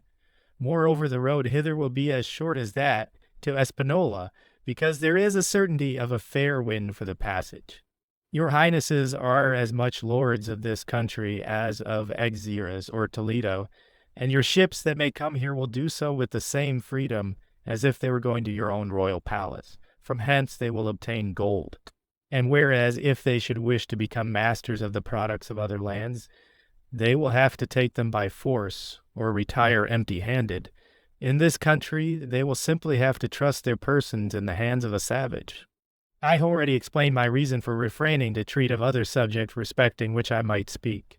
I do not state as certain, nor do I confirm even the 6th part of all that I have said or written, nor do I pretend to be at the fountainhead of the information. The Genoese, Venetians, and all other nations that possess pearls, precious stones, and other articles of value, take them to the ends of the world to exchange them for gold. Gold is the most precious of all commodities. Gold constitutes treasure, and he who possesses it has all he needs in this world, as also the means of rescuing souls from purgatory and restoring them to the enjoyment of paradise. They say that when one of the lords of the country of Veragua dies, they bury all the gold he possessed with his body. There were brought to Solomon at one journey 666 quintals of gold, besides what the merchants and sailors brought, and that which was paid in Arabia. Of this gold he made 200 lances and 300 shields. And the entablature which was above them was also of gold, and ornamented with precious stones. Many other things he made likewise of gold, and a great number of vessels of great size, which he enriched with precious stones. This is related by Josephus in his Chronicle de Antiquitatibus. Mention is also made of it in the Chronicles and in the Book of Kings. Josephus thinks that this gold was found in the Aurea. If it were so, I contend that these mines of the Aurea are identical with those of Veragua, which, as I have said before, extends westward 20 days' journey at an equal distance from the pole in the line. Solomon bought all of it, gold, precious stones, and silver, but your majesties need only send to seek them, to have them at your pleasure. David in his will left 3,000 quintals of Indian gold to Solomon to assist in building the temple, and according to Josephus, it came from these lands. Jerusalem and Mount Sion are to be rebuilt by the hands of Christians, as God has declared by the mouth of his prophet in the 14th Psalm. The Abbé Joachim said that he who should do this was to come from Spain. Saint Jerome showed the holy woman the way to accomplish it. And the Emperor of Cathay has some time since sent for wise men to instruct him in the faith of Christ, who will offer himself for this work.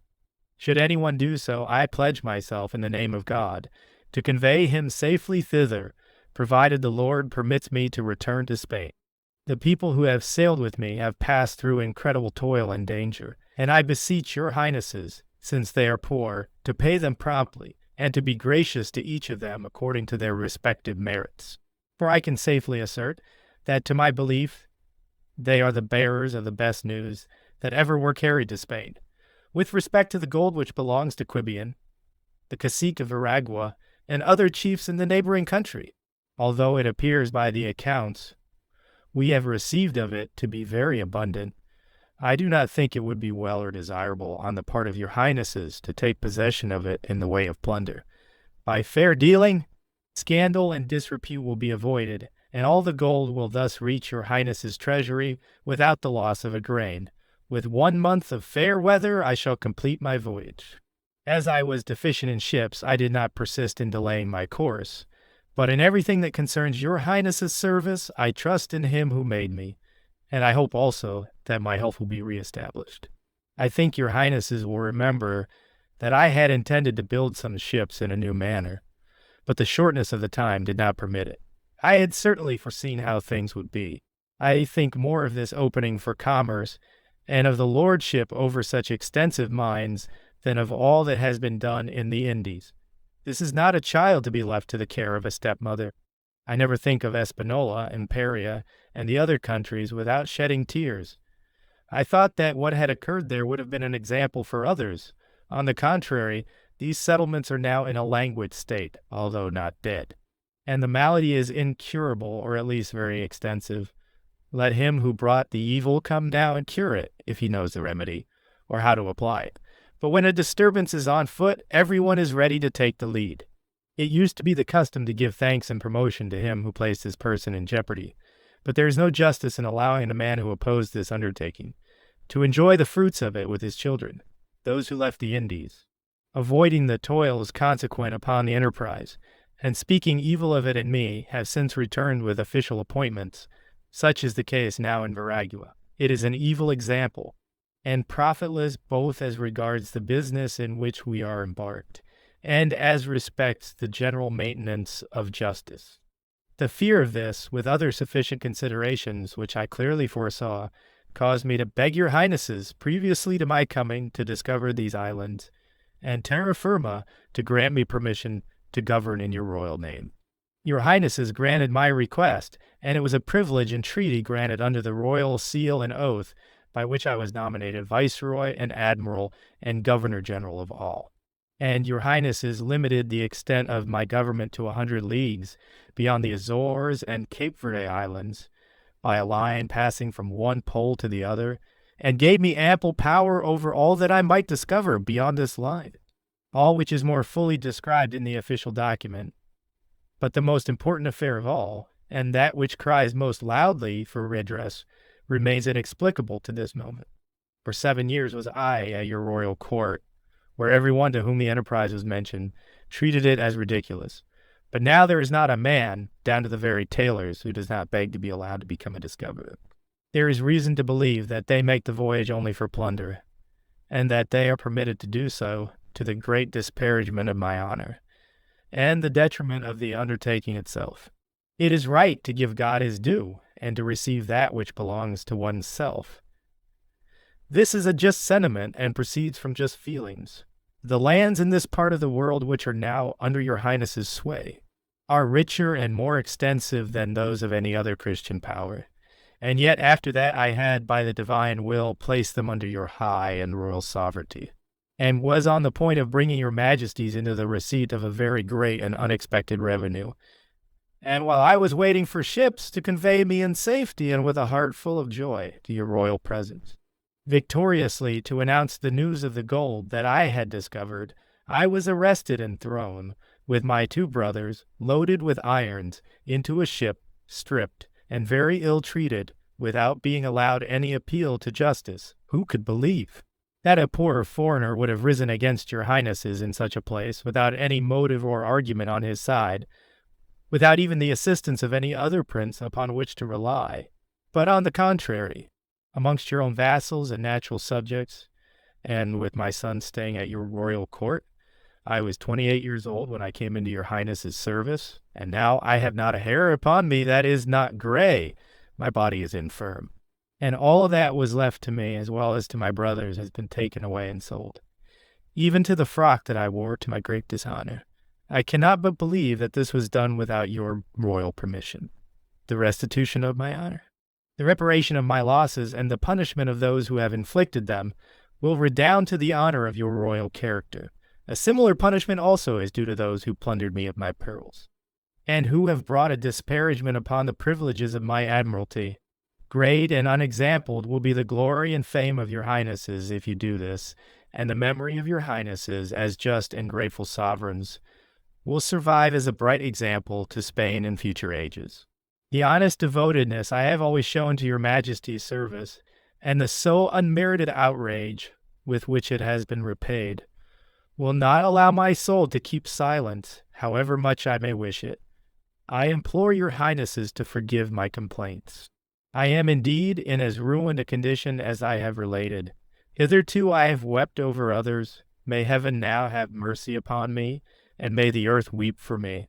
With regard to temporal things, I have not even a blanca for an offering, and in spiritual things I have ceased here in the Indies from observing the prescribed forms of religion. Solitary in my trouble, sick, and in daily expectation of death, surrounded by millions of hostile savages full of cruelty, and thus separated from the blessed sacraments of our holy church, how will my soul be forgotten, if it be separated from the body in this foreign land? Weep for me, whoever has charity, truth, and justice. I did not come out on this voyage to gain to myself honor or wealth. This is a certain fact, for at that time all hope of such a thing was dead. I do not lie when I say that I went to your Highnesses with honest purpose of heart and sincere zeal in your cause. I humbly beseech your Highnesses that if it please God to rescue me from this place, you will graciously sanction my pilgrimage to Rome and other holy places. May the Holy Trinity protect your Highnesses' lives and add to the prosperity of your exalted position. Done in the Indies, in the island of Jamaica, on the 7th of July, in the year 1503.